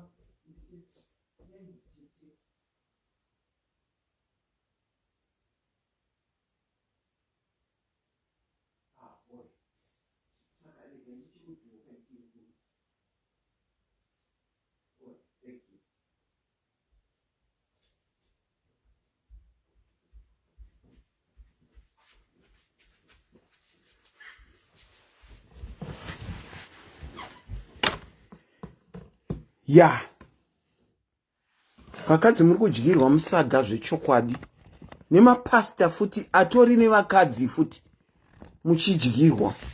Svondo iyi iriko iko kuSouth Africa kwamuri hanzi inonzi Good News Revolution. Makamboinzwawo Good News Revolution? Ndozita rechechi yacho rina pasta vakanga vari single vaisanganisa vanhu vekupraise and worship. Good News Revolution. Nditaipirewo mucomment section kuti Good News Revolution Church. Good News Revolution Church.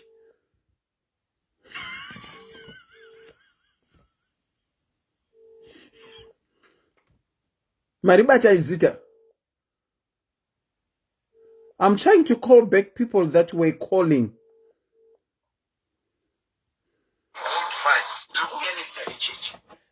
Ndinokuchingamidzai pachirongwa ndokumbirawo kuti mutidzimirawo device iri kuseri.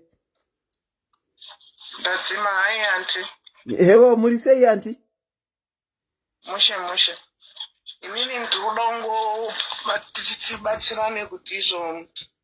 I think tasvika paye pakuti ngati kupererwa, kuomerwa, hatichafungi, hatisisina pfungwa. Nekuti mamiracles aya taakumanzwisisa ndokwakufema.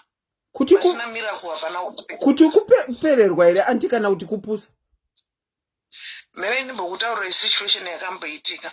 Pane sister yangu akashaya gumba. Pandabva kuno kundichimhanya kuno yange iri first time kufirwa mumhuri. Okay. Tasvika baba azotsvagwa ana madzibaba vakauya vakomana 3 vanga vari vakomana vachiri vechidiki but vaitsanangura zvezvekubva kumusha kwavasina mbosvika kuti imba iri apa rodhi iri apa pane muti wakazodai zvinotyisa zvezve. Oh, kana vakutsanangudza kana vakuita can I go deeper? Go deeper imwe yakatenderedza vanhu musoro but ini ndakagara ndakatarisa so ndikaona kuti izvi zvinhu zvimwe zvakazvinonetsa. Zvanzi tofanira kuenda mheno kumaruzevha kumabani akazodai so tizonoisa munamato wakazodai. Ndobva ndachibvunza kuti but panga asati afa mamambosangana naye anditi maonana zvikanzi ngati ko makadii kumubatsira ipapo dai tisiri patiri nhasi handiti. Kanzi mweya hauna kuzinga wazo. Ndikati mweya unozotadza nei kutaura kuti izvi zvakazodai zvikazodai. But mari dziri kutaurwa kunzi tizobva tazotenga machira, tobva tazotenga mombe, tobva tazodai. Zvinhu zvacho hazvinzwisisiki. Saka mombe inoita sei toisiya takaisungirira musango yozoita sei? Zvimwe zvinhu zvacho I think takusvika pamwe pakupererwa pokuti izvo takushaya pfungwa nezvinhu zvekuti tinoda kungotsvaga maanswers asipo. Ndizvozvo, you are right. Upenyu hapana upenyu huri simple. Upenyu unombooma uchirwadza.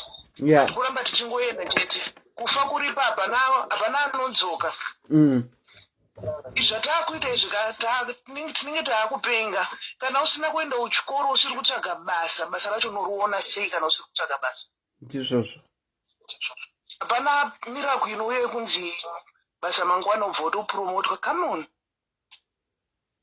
Yeah, you are right. Saka tese tochichinja wakati titange I think kuita business rechechi ndo business tozvaita capital richi kungoita sweet talk and then zvotobatana so.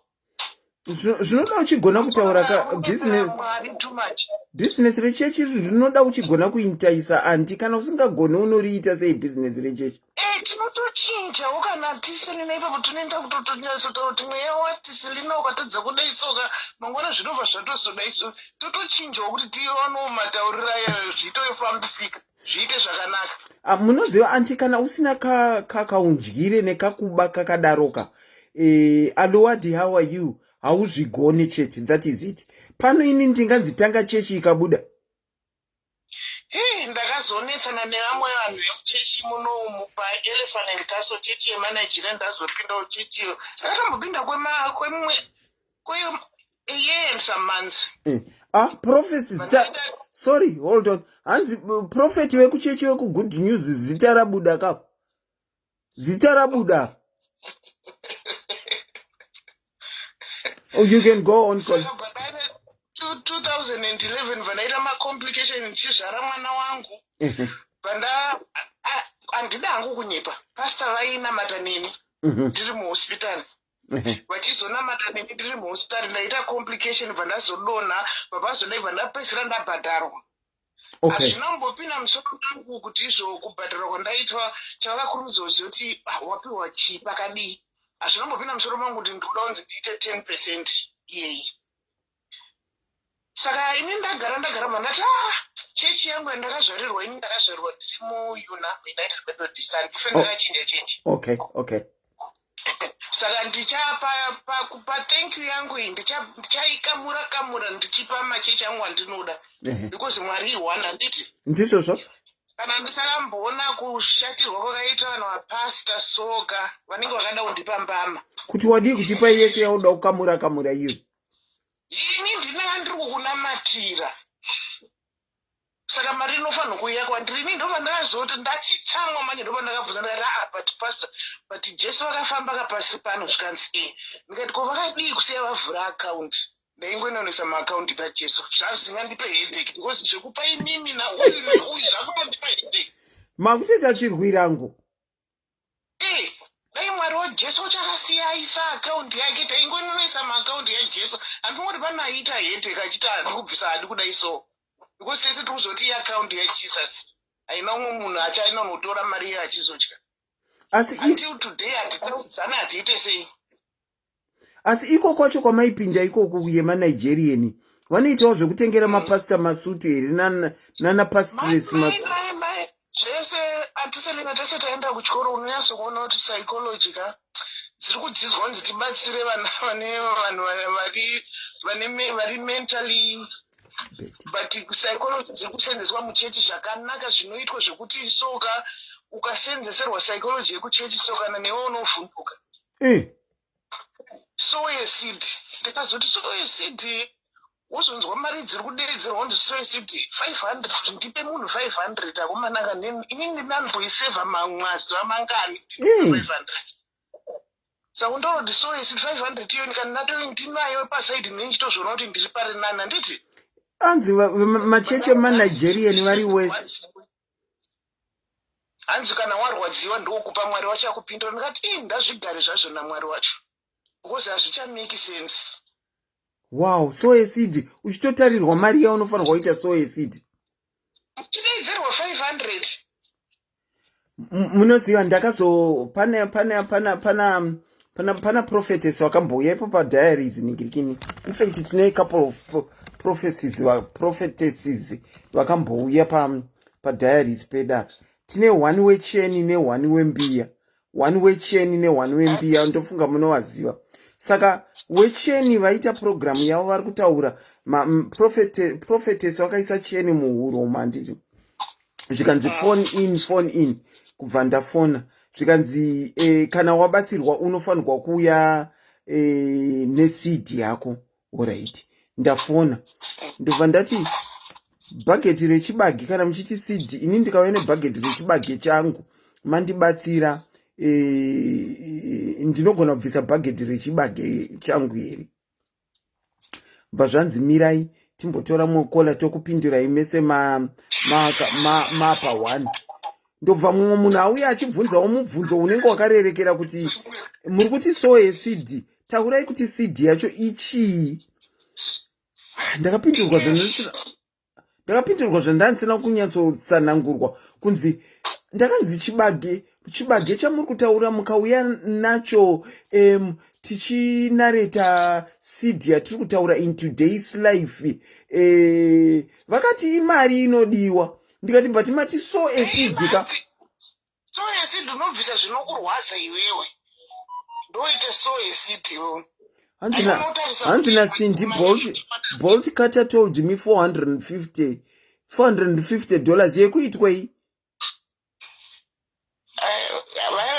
ndose ndikutaura kuti izvoka I think taakurwara so tichiona Bolt Carter vachiuya vachiita nonsense dzavo uchiona vanhu vachimhanya kiyo inenge isingaperi vachibvamura vachibviswa mari but hapana chinhu one hapana tamboona achabuda achiti izvo number one zvangu zvakafamba I know wotozoona vanhu vaakuholiday vari kudubai vari kunakirwa zvavo nemari dzenyu dzamuri kuita mangwana motsvaga futi mobvisa umwe futi munhu I know and it's hapana upenyu be straightforward upenyu hwese une headache unotochinja strategy kuona kuti zvazvisi kufamba rega ndidai so kuzamara uchasvika paunonzwa kuti apa zvinenge zviri nani pamwe unotofa futi uchingorwadziwa hapana upenyu hahusi straightforward and hauzi for sure saka mari yenyu makazoiibisa kumachechi amaida emwoyo wenyu imi handina ndakatoti jesu wacho dai akasiya isa akaundi ndainoisa maakaundi zvakundipa headache yekuti vakurwira mari munamato ndeunini ndakazokunamatira dai pasina inini baisa ndikatako inini ndakatsvedza pamubhedha yangu usiri munamato ndakatsvedza neplastic handinoziva paitwa maingoshisa yayoiswa plastic pasi saka plastic iya yakangonditsvedza bva yanditakura bva yanonditigarisa pasi maiwe saka kuti munamato here wana ndanamatirwa yo inga hanzi ndindakakunamatira vakutoita game yekuti ndindakakunamatira kuti zvifambe ukabvonzwa wazopiwa mari kudai nandakaziva unoziva paunobva uzvara pfungwa dzinenge dziri amheno usinenge usinganyatsofunga mushe ndakatozosvinge ndezveramba pakuti nemuromo wakanyanya kutaurisa udai wakanyarara saka mari yenyu makazvirira zvenyu aiwa ndigere zvakanaka aiwa thank you so much for sharing your story auntie right tatenda machechi muri kuwanikwa zvakawandawo ngatimboendai kumachechi edu ekumusha kumusha chaiko kuZimbabwe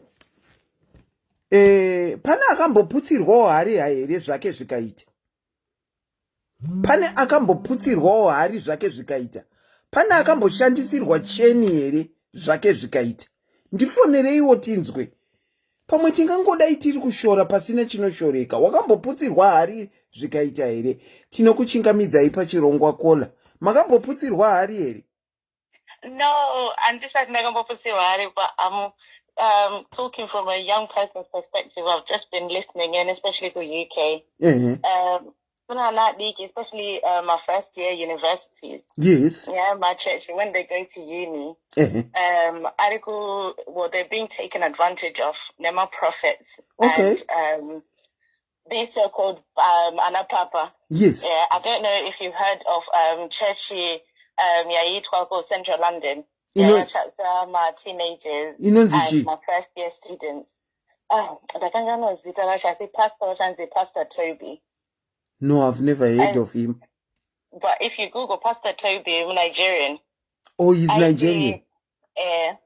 I invited him. It was quite sad because talking about Zimbabweans, a lot of young Zimbabweans. Okay. I end up church Ikoko. All right. So I'm the first year of uni, but not of my student loan and all that stuff. I'm the my loan and you can pay my card and my bank cards. Echo bank obviously. Or in the Sako church, or my loan from those accounts. And then when it's time to pay back the loans, they disappear. Or they bully the children. Spark Nation, that's it, thank you. Once Spark Nation, Nancy, I can put up a BBC. Yeah, there was a whole documentary about it. Wow. So just to be careful as well, I know, and I don't get out Anaguru, but it's happening to kids as well. All in the name of God.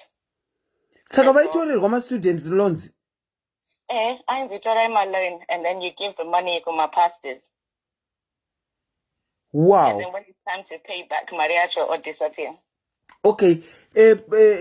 Kwanzi yakabuda pa BBC nyaya iri kutaurwa na sister vari papa.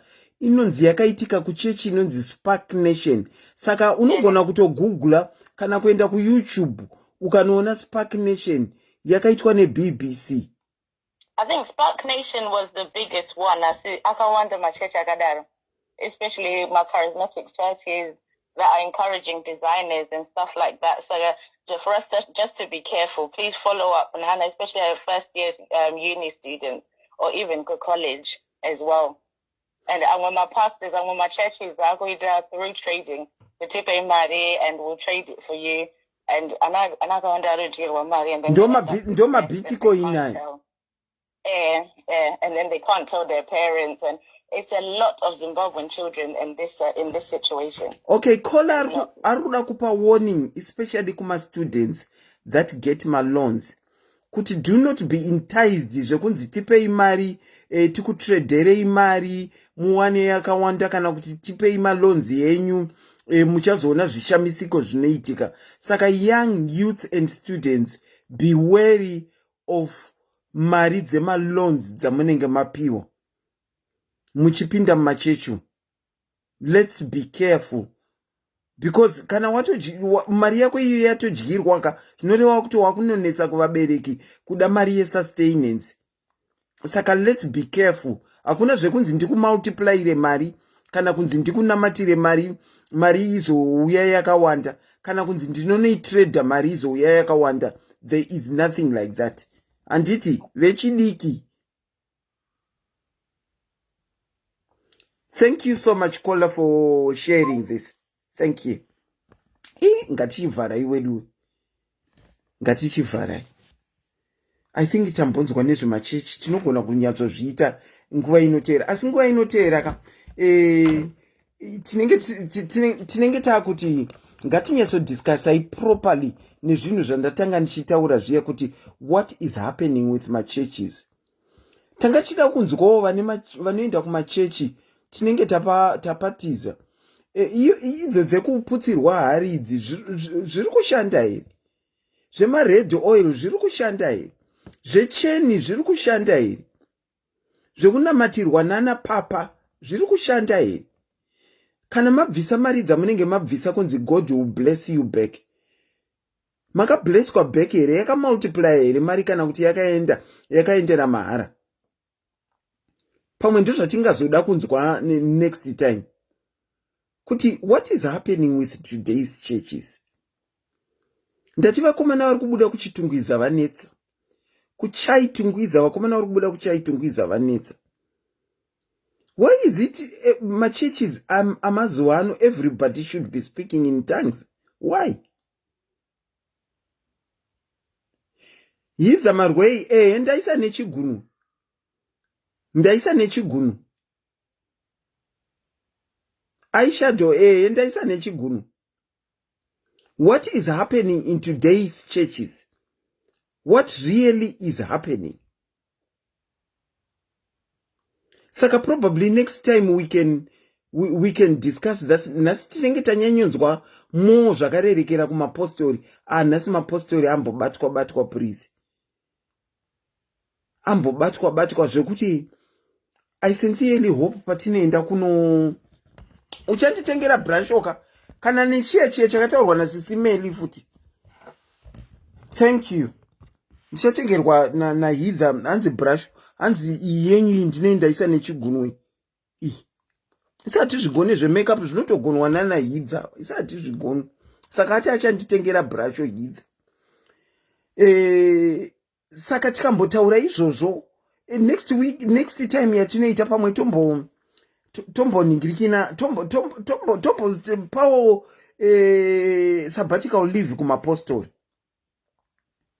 Tombonzwawo dzekumachechi uku dzekuputsirwa hari hanzi kana uine munyama yekumusha zita rako rinongonyorwa roiswa imomo zvosanganiswa red oil. Ndakazoseka asi ndini ndakadaro kuti iyo inombonzi red oil oil yerudziko, asi vanotora zvidhina zvitsvuku vokuya. Imikaimi vanhu vari kuita masaramusi ekutora zvidhina zvitsvuku zvokuyiwa.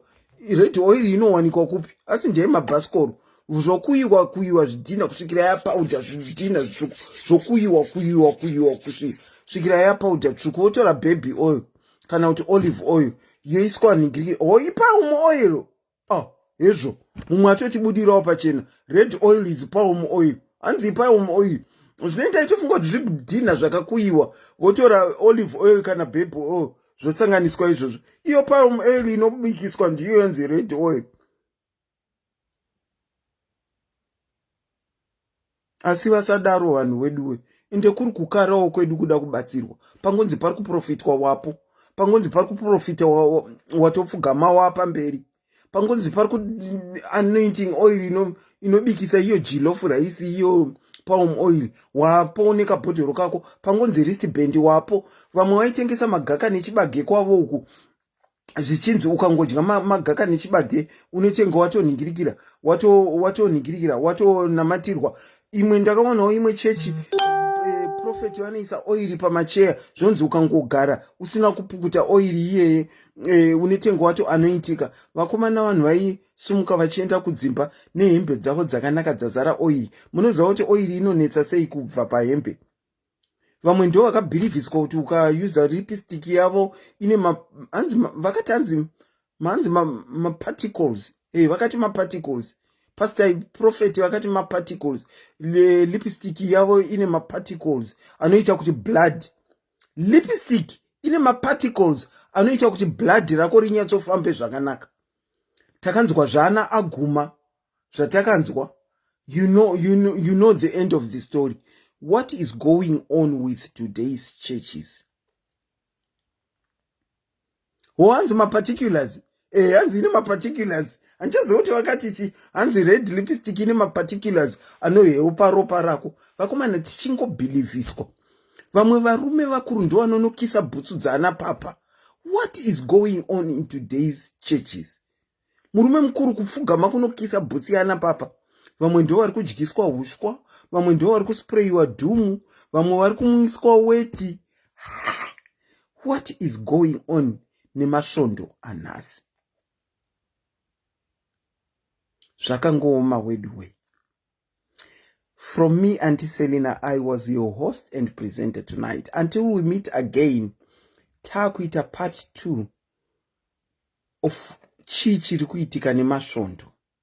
Asi tati timbopawo leave kune vemasowe, nekuti nhasi ndivo vataurika chete. It's a very good night and have a good Friday tomorrow. Ciao, ciao.